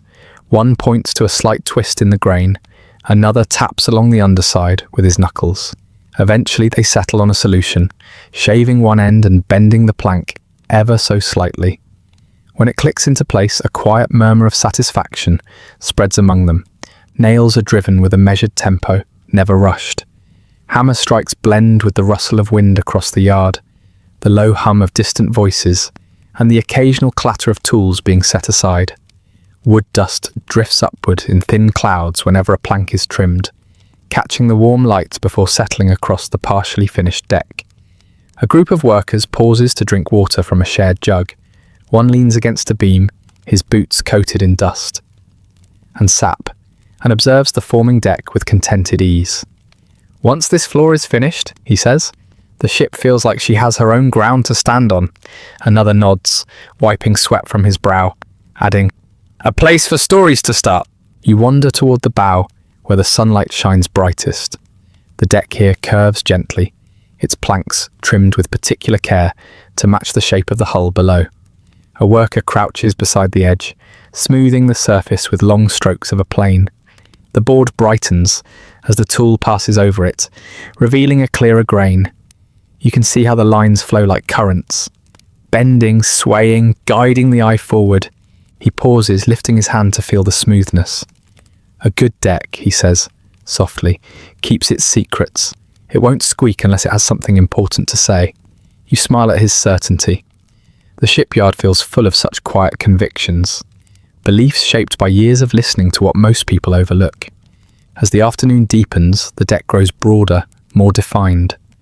Workers walk across the new surface with measured steps, testing its sturdiness. They listen with trained ears, sensing subtle differences in tone depending on where they stand. A few more nails are driven, a few edges are trimmed, adjustments are made without fuss. The shipyard slows into a warmer, more golden rhythm. Shadows gather beneath the hull and stretch across the deck beams, marking the passing hours in long, soft strokes. The breeze brings the scent of the sea, carrying with it a hint of the world the ship will one day encounter. You rest your hand on a newly placed plank, feeling the heat it has gathered throughout the day. The wood is firm yet full of life, its grain swirling beneath your palm like the memory of distant forests. The deck beneath your feet feels steady, a promise of footing above an ocean that never stands still. Workers step back together, surveying the broad span of fresh timber. The surface glows in the late sunlight, lines of grain flowing from bow to stern like quiet currents. Tools are wiped clean and laid aside. Laughter fades into content murmurs as the crew disbands, leaving the deck in peaceful silence. You walk its length once more, the boards gently flexing with each step. The ship feels closer now, not just a shape rising from the earth, but a place, a floor built to hold hope, hardship, laughter, and the occasional sailor who can't quite keep his balance. In the warm quiet of the evening, the deck rests beneath you like solid ground, suspended above a world that has yet to begin moving. The deck rests beneath your feet with a soft, springing confidence. Its boards warm from the sun and carrying a scent that blends wood, salt, and the faint memory of the steaming troughs. Workers move across its surface with a new sense of spaciousness, walking with the practiced ease of people who understand exactly where to place their boots to keep the ship's rhythm undisturbed.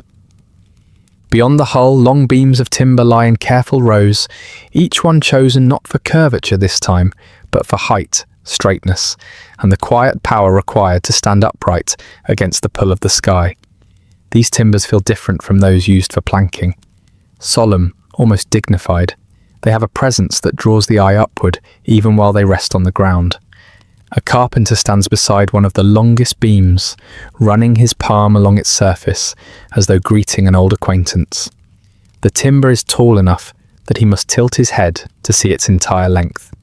You join him, tracing your hand over the smooth, tapered wood, noticing how its grain runs straight and true, as if the tree anticipated this destiny long before anyone here was born. Workers begin shaping the mast with deliberate strokes of their tools. Broad planes scrape along the timber, sending ribbons of wood spiraling into the air. The sound is steady, familiar, a long, even whisper that blends with the calls of birds overhead and the distant hum of the sea. Each stroke reveals a cleaner line, a more defined taper, a suggestion of eventual height. The mast rests on raised supports, turning slowly as workers shave and refine it. Several carpenters stand at intervals, discussing thickness and balance. Their careful eyes assess each subtle change, ensuring the wood remains strong, despite its forward-reaching ambition. Every measurement, every adjustment, is guided by equal parts calculation and instinct. Nearby, another team works on spars, long, slender beams that will one day hold the sails out against the wind. These pieces must be sturdy but flexible, capable of enduring stress without complaint. Workers roll them across the ground, listening for imperfections, their ears tuned to the language of wood. The sound a spar makes when rolled tells more truth than any visual inspection. A young carpenter invites you to help turn one of the spars. You grip the smooth surface and push gently. The timber shifts beneath your palms, rolling with a satisfying rumble. He taps one end, placing his ear against it. "Good," he murmurs. "It sings properly." You listen too. There is indeed a certain resonance, faint but reassuring, as though the spar has agreed to its future role. The tallest mast, nearly finished, dominates the yard. Workers gather ropes and pulleys, preparing to raise it. There is no rush. This part of the process invites patience, respect, and quiet coordination. The mast is long enough that when laid on the ground, it seems almost impossible that it could one day stand upright without toppling the world over. The shipwright arrives, his presence steadying the air. He studies the mast with a satisfied expression, then lifts his hand in a small gesture that sets the crew into motion. You step back, feeling the rising anticipation. Workers fan out, gathering ropes thicker than your wrist. The ropes coil across the deck and scaffold, looping through pulleys mounted high on beams. The mast is tied in several places, each knot checked twice, then again by someone who simply trusts their own eyes more than any assurance. The first test lift begins with a gentle tug. The mast shifts slightly, testing the ropes, testing the hands that hold them. The movement is slow enough to seem almost hesitant. It lifts an inch, then two, then settles back onto the supports with a low thud, as though declaring that it understands the process, but requires another moment of stillness. More workers gather. The ropes tighten. You take a place among them, feeling the rough fibres against your palms. The order comes softly, a single word spoken by the shipwright. The whole group leans together, pulling with slow, steady force. The mast rises again, higher this time. Dust shakes loose from its surface as it tilts upward. shifting from horizontal to angled. The ropes creak, stretching with the effort. A few workers murmur to the timber as though offering encouragement. "Easy now," one whispers. "Up you go." The mast continues its ascent, guided by pulleys that groan with effort and beams that hold firm under the strain. The angle sharpens. The base inches toward the socket, prepared for it in the deck. The movement is graceful in a rugged, deliberate way, less like lifting a beam and more like convincing a giant to stand. As the mast nears vertical, the workers' voices soften. Every motion becomes careful. The air thickens with quiet expectation. The mast pauses for a moment against the tension of the ropes, poised like a figure leaning into the sky. Then, with a final coordinated effort, it lifts fully upright. The base slides into its waiting place, guided by hands and tools, settling with a deep, resonant sound that feels like the beat of a drum beneath your feet. A breath seems to pass through the crowd. Some workers grin, others simply nod, acknowledging the moment with the restrained pride of people accustomed to doing difficult things well. The mast stands tall, impossibly tall, thrusting upward with the confidence of something that has finally found its proper direction. The ship beneath it seems to shift subtly in personality, suddenly more alert, more eager. Where before it felt grounded, now it feels ready, as though stretching upward toward the vast sky it will one day know intimately. Workers secure the mast with heavy wedges and braces. They tighten ropes, adjust angles, check stability with practiced hands. You walk around the base, feeling the thick timber with your fingertips. It radiates a faint warmth still, remnants of the shaping tools and the sun that shone on it earlier. Up close, the mast feels alive, humming quietly, embracing its new perspective on the world.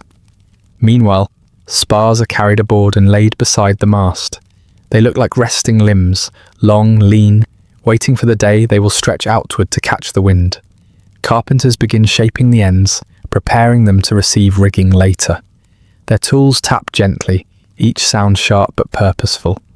The shipwright climbs onto the deck, gazing up at the mast. From where you stand, it appears to divide the sky. Clouds drift slowly behind it, giving the illusion that the mast is drifting through the heavens rather than the other way around.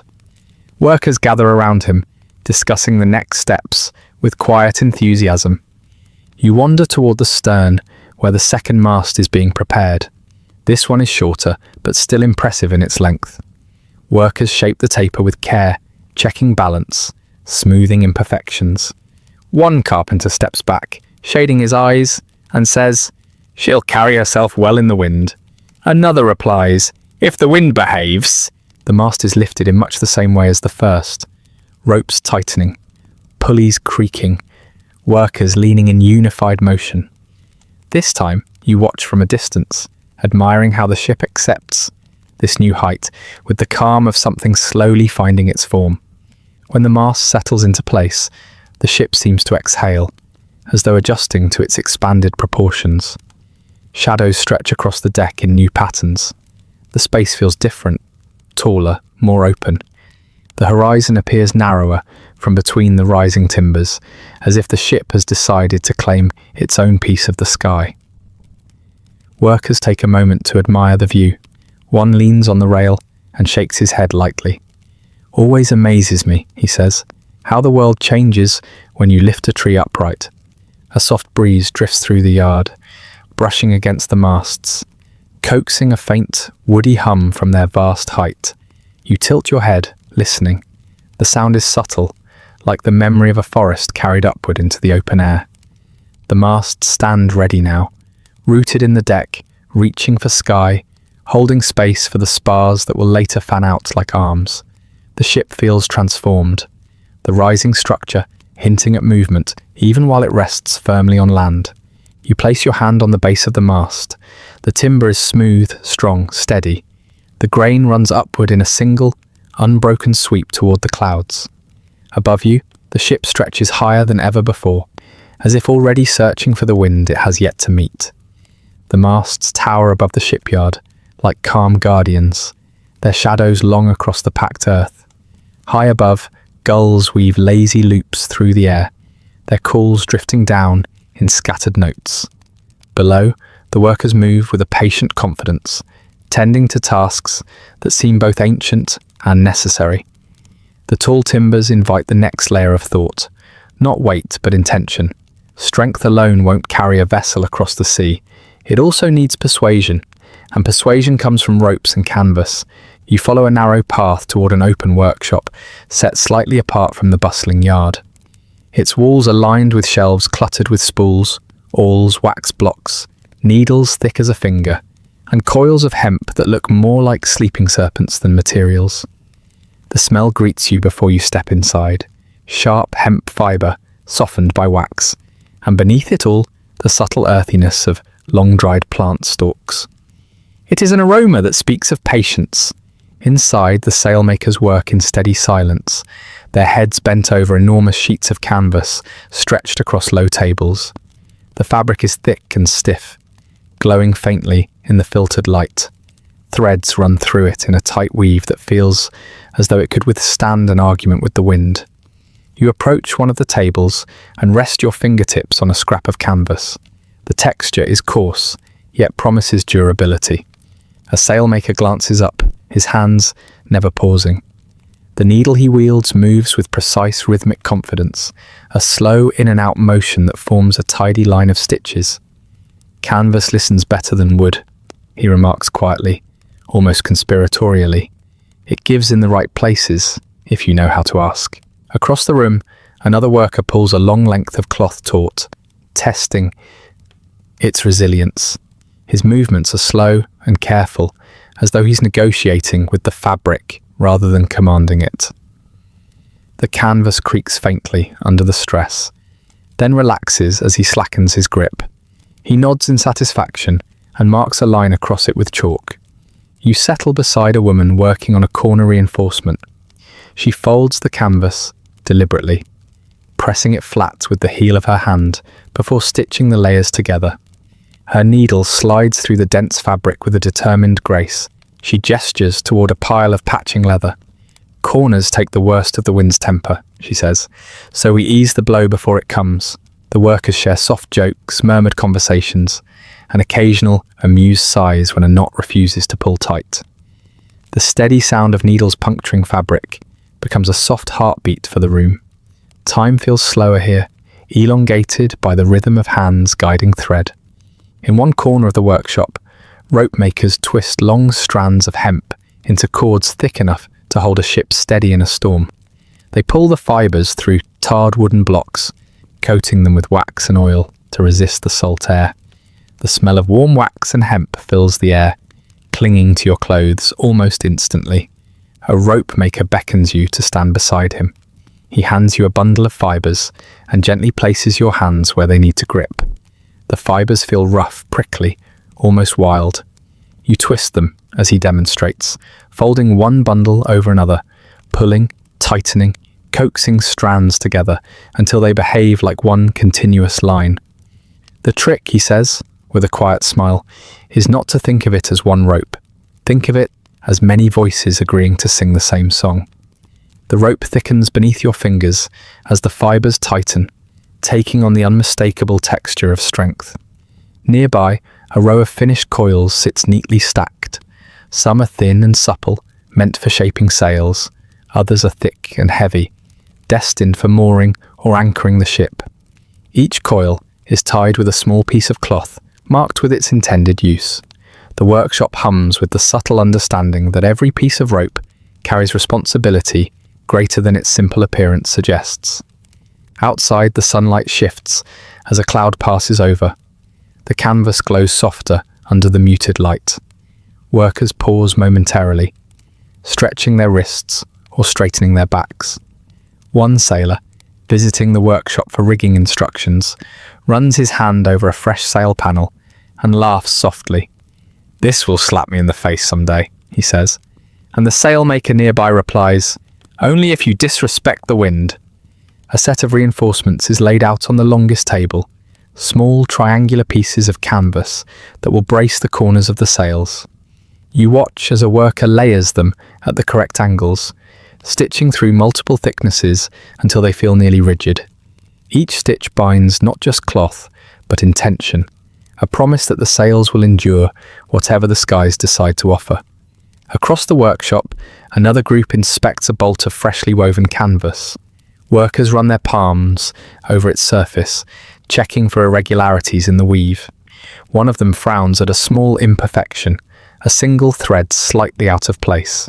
He presses it with his thumb, considers a moment, and mutters, "The wind will laugh at that." With a quick motion, he marks it for reinforcement. You wander over to a long bench where a set of finished panels waits to be assembled into a full sail. Two workers lift the pieces and align them edge to edge. The canvas, stiff now, will soften once exposed to sunlight and sea spray. They stitch the panels together using thick waxed thread, drawing each pull tight with a faint squeak. The seam grows like a spine between the two large surfaces, firm and confident. You imagine the sail catching wind for the first time, filling with a loud, triumphant snap that will echo through the rigging. The thought sends a calm anticipation through you, like listening to a story approach a turning point. The rope makers continue their steady twisting, pulling and waxing. Coils grow larger, fibres lose their wildness. The ropes take form as lines that will guide the sails, hold the masts firm, and shape the ship's interactions with the wind. One rope maker tests a length by pulling sharply on it. The rope barely budges. He grins. "Good," he murmurs. "That one won't complain." As you move back toward the sailmakers, a worker invites you to try stitching a short seam. The needle is heavier than it looks. You push it through the canvas with both hands, feeling the resistance. The thread pulls tight along the edge, creating a small, neat loop. The sailmaker beside you nods approvingly. "It's not the prettiest stitch," he says gently, "but it will hold." A laugh escapes you, and the room seems to absorb it with ease. The work continues around you with renewed calm.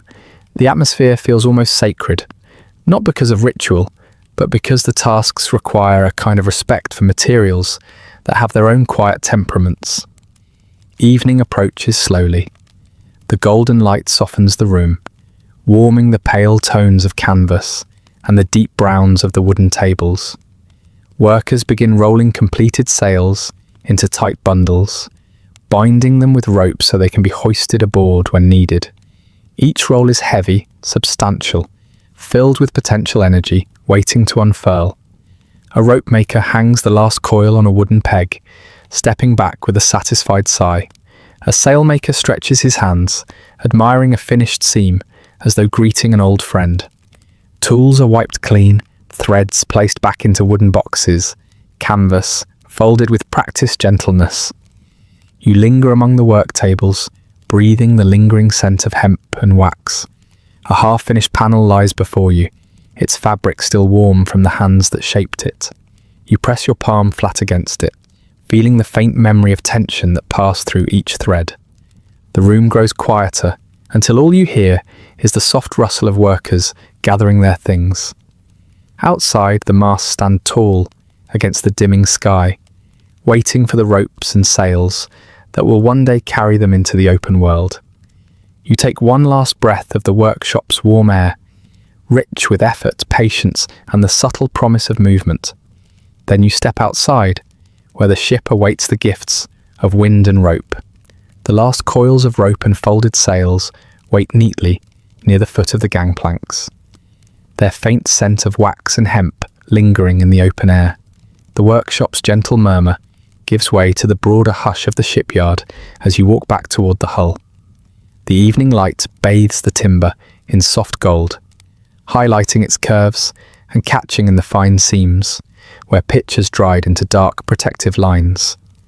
Workers gather along the vessel's sides with brushes, buckets, scraping tools, and bundles of pigment sealed in cloth. The ship feels almost aware of their presence, as though anticipating the layer of colour that will define its outward character. Even the masts seem straighter in the fading light, their shadows stretching toward the ground like fingers reaching for the first touch of paint.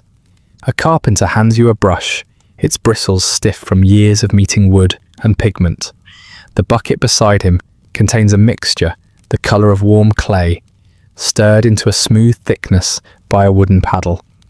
When you dip the brush into it, the paint clings in gentle waves. It smells faintly of earth and linseed, a comforting scent that assures you it will protect more than it adorns. Workers begin at the bow, sweeping long strokes along the planks. The brushes move with a quiet grace, following the grain rather than fighting it.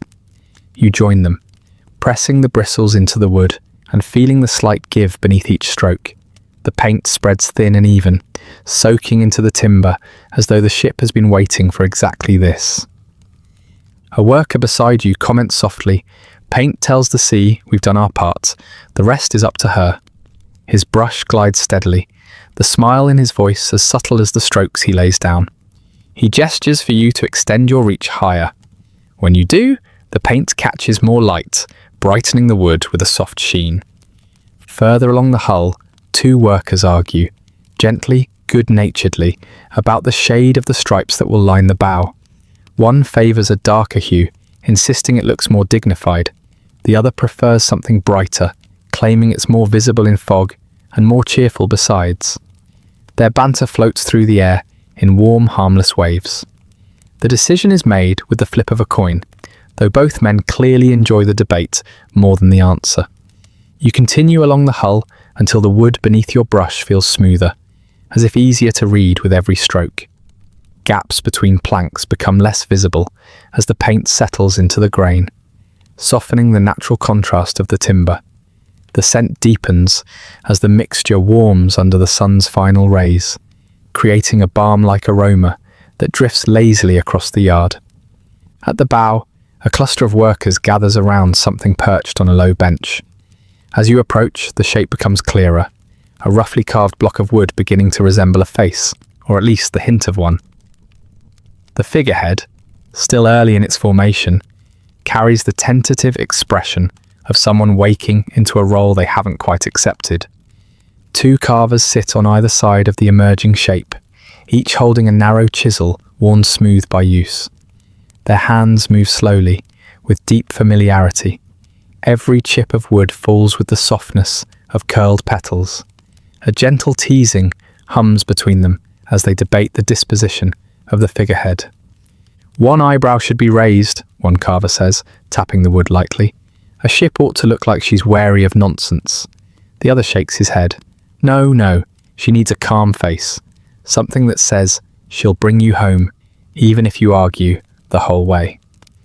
You kneel beside them, watching the debate unfold in strokes of the chisel rather than words. Each movement shifts the figurehead's personality. A softened line here, a sharper angle there, the slightest tilt of the lips. The expression develops, not forced but coaxed into being. The workers lean forward with the concentration of artists, occasionally stepping back to squint at the shape as though reading a long story etched in the wood. The carver nearest you glances at your brush. "Want to try?" he asks, offering a chisel. You hesitate but accept, placing your hand where he guides it. The wood resists at first, but a steady push curls a thin shaving away from the block. It falls into your lap with a quiet whisper. The carvers nod approvingly. "Not too much at once," one advises. A figurehead doesn't like surprises. They return to their meticulous shaping while you hand the chisel back. A third worker approaches, holding a sketch with two different versions of the same face. He asks the carvers which suits the ship more, stern or serene. After a thoughtful pause and a few amused comments about sailors needing reassurance more than discipline, the serene sketch wins. Across the bow, a group paints intricate lines around where the figurehead will be mounted. Their strokes are delicate, tracing sweeping arcs and subtle curves that accentuate the ship's natural shape. The colours blend into the base coat with a quiet harmony, hinting at a personality that is neither boastful nor plain. You move to help them with the pattern, adding small touches that extend the lines smoothly from one section to the next. The bristles of your brush catch lightly on the wood, guiding your hand more than resisting it. The paint settles easily, as though it has already envisioned its final form. As the sun lowers fully, lanterns are brought out to extend the working hours.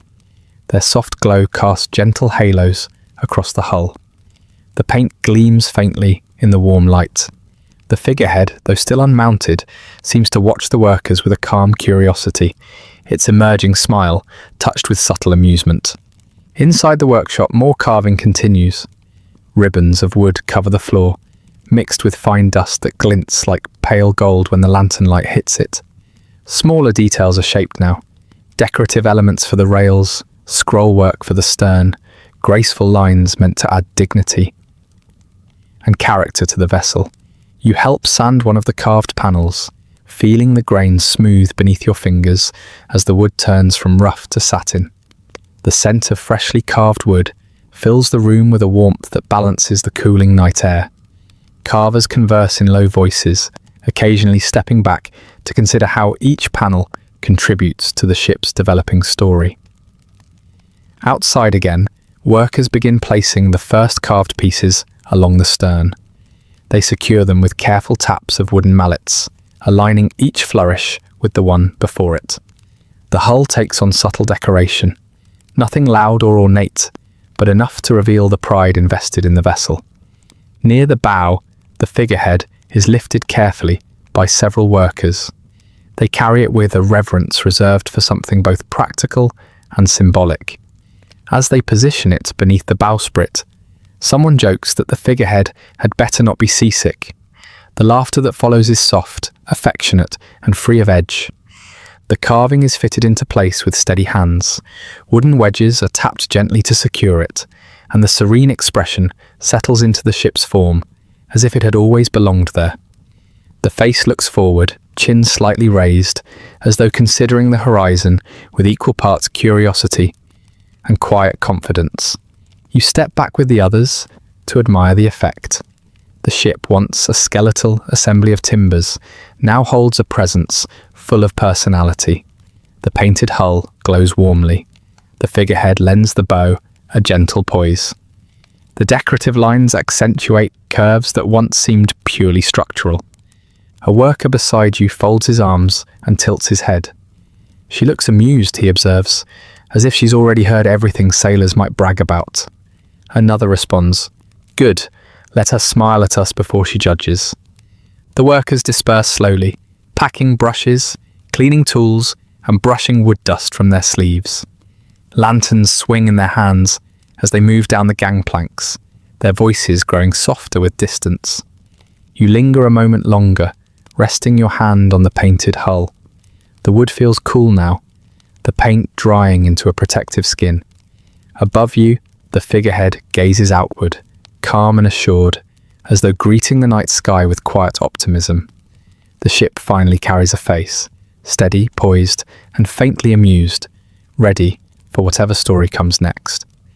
Morning settles gently over the shipyard, carrying with it the kind of hush that gathers before something important happens.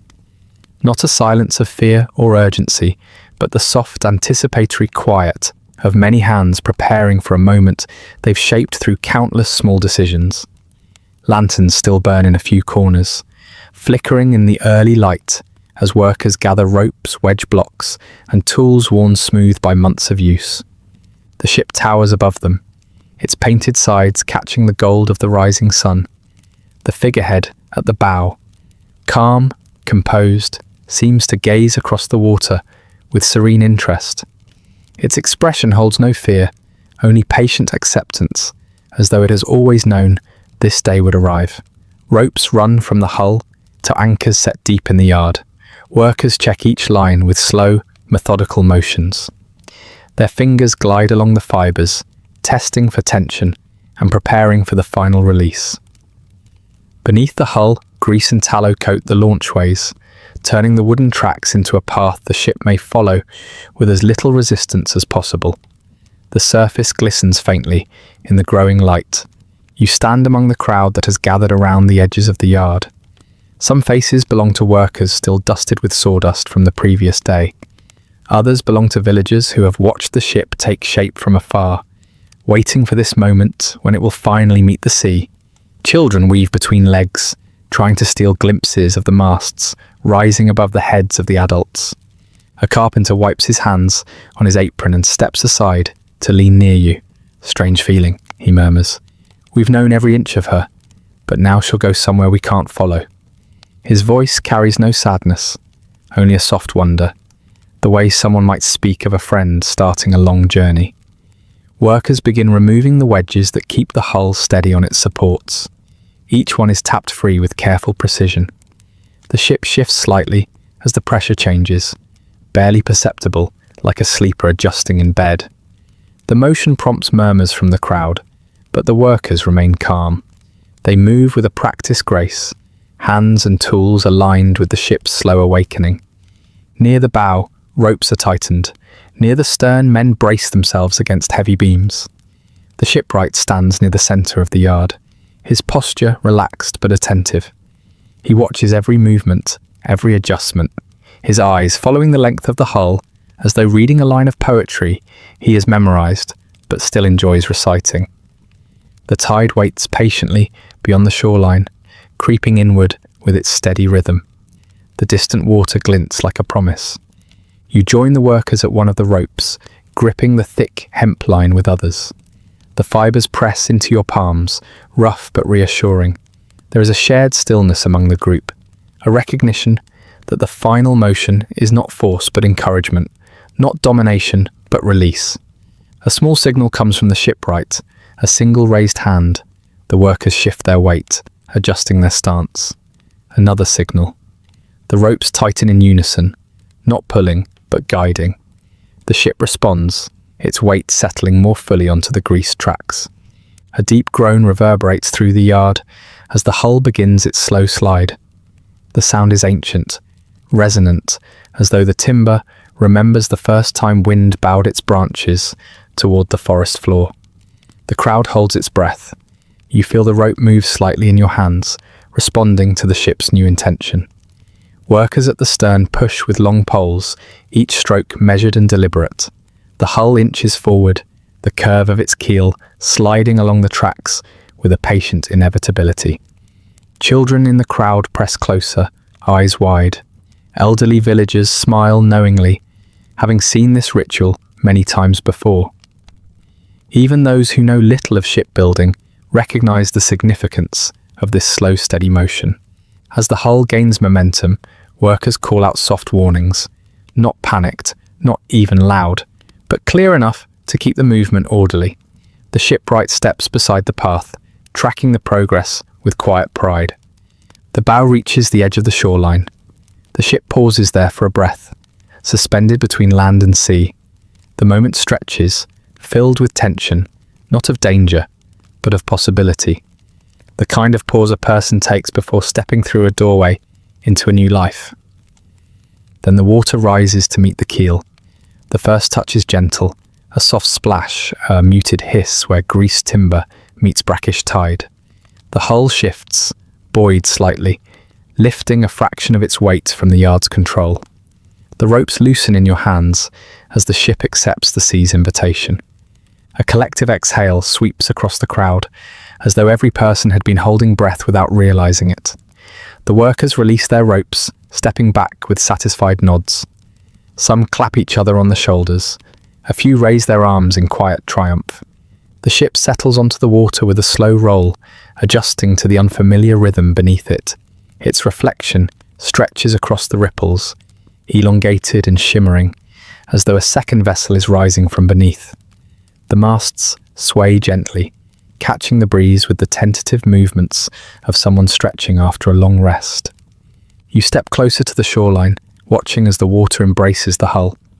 The tide moves around the curve of the bow, tracing the painted lines with soft, curious touches.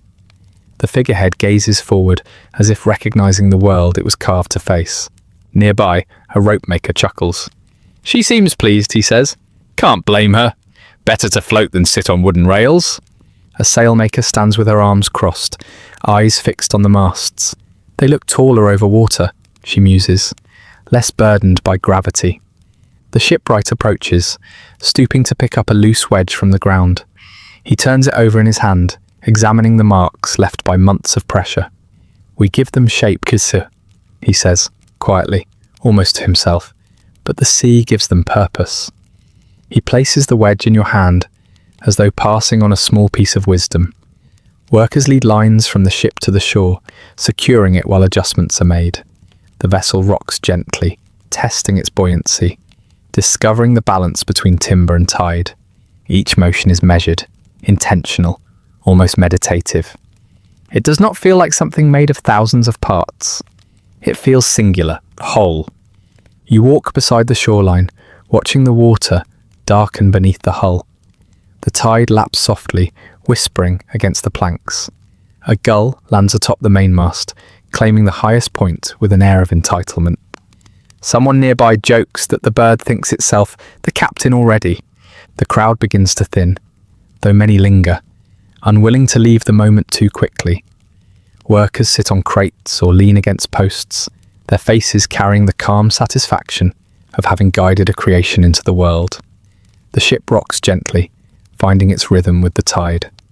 Lanterns are lit along the dock as evening approaches. Their warm glow reflects on the water, creating a shimmering dance that sways with the ship. The hull catches the light, the painted curves gleaming in soft flickers. You stand with the others, feeling the cool air drift across your face. The rope in your hand hangs slack now, its purpose fulfilled.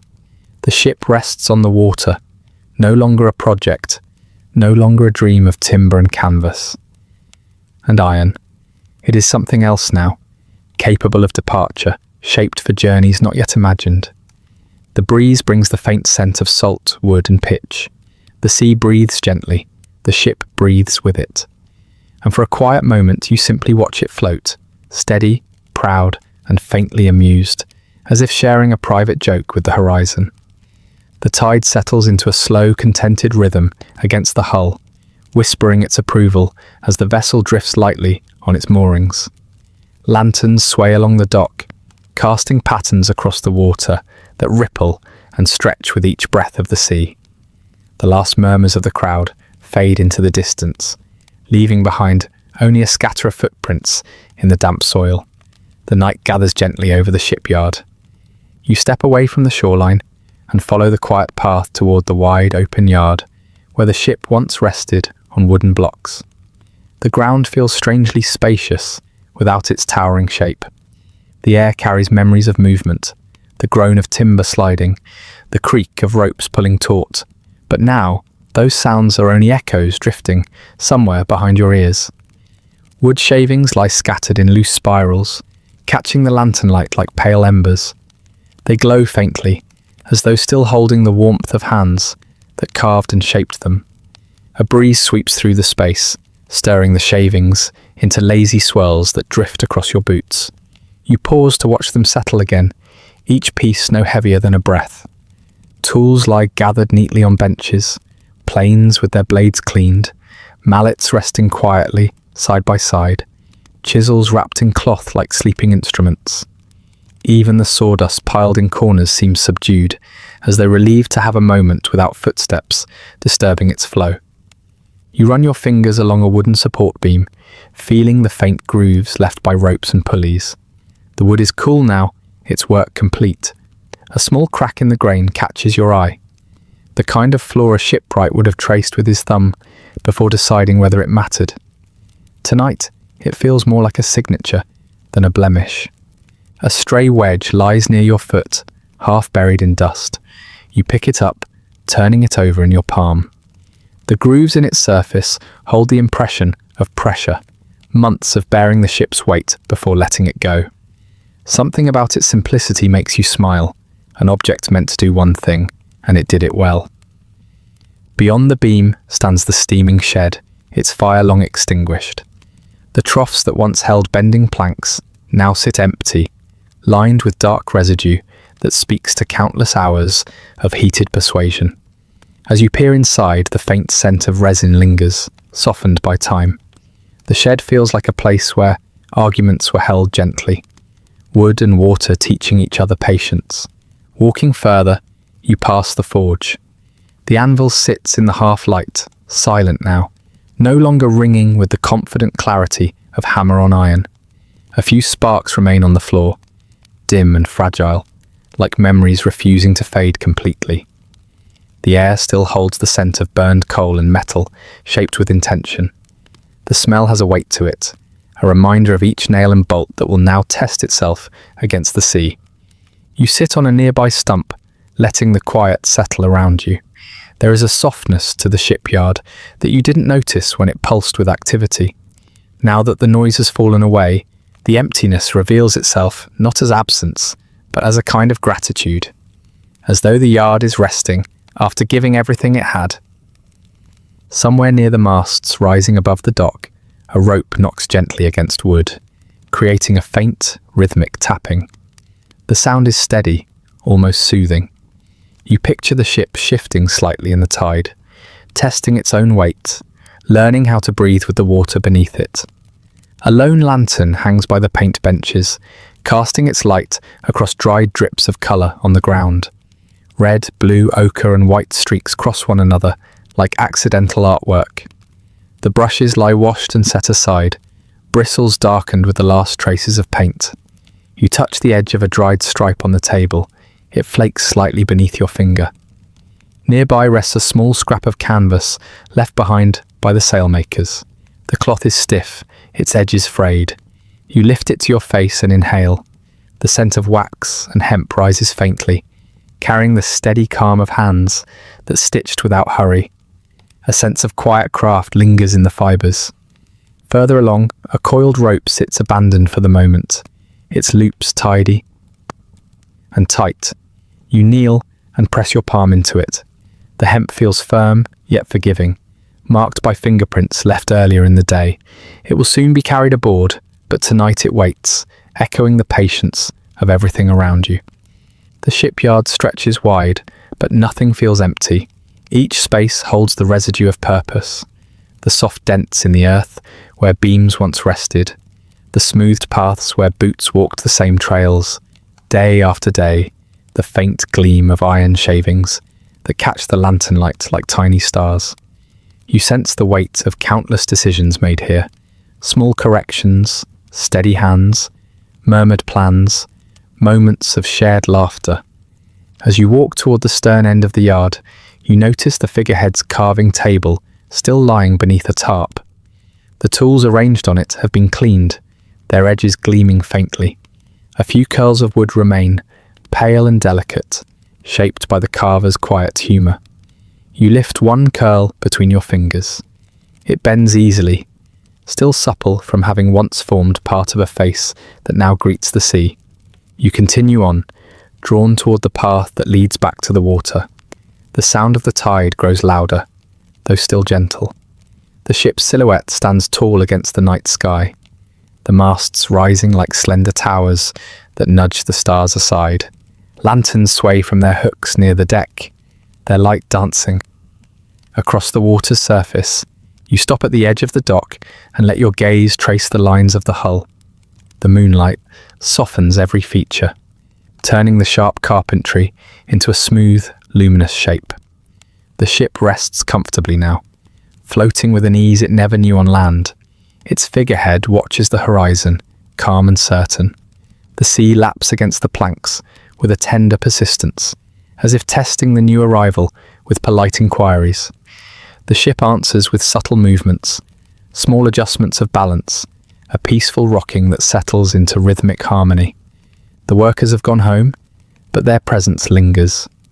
You imagine them sitting at tables with steaming bowls of food, telling stories of the day, modest in their pride.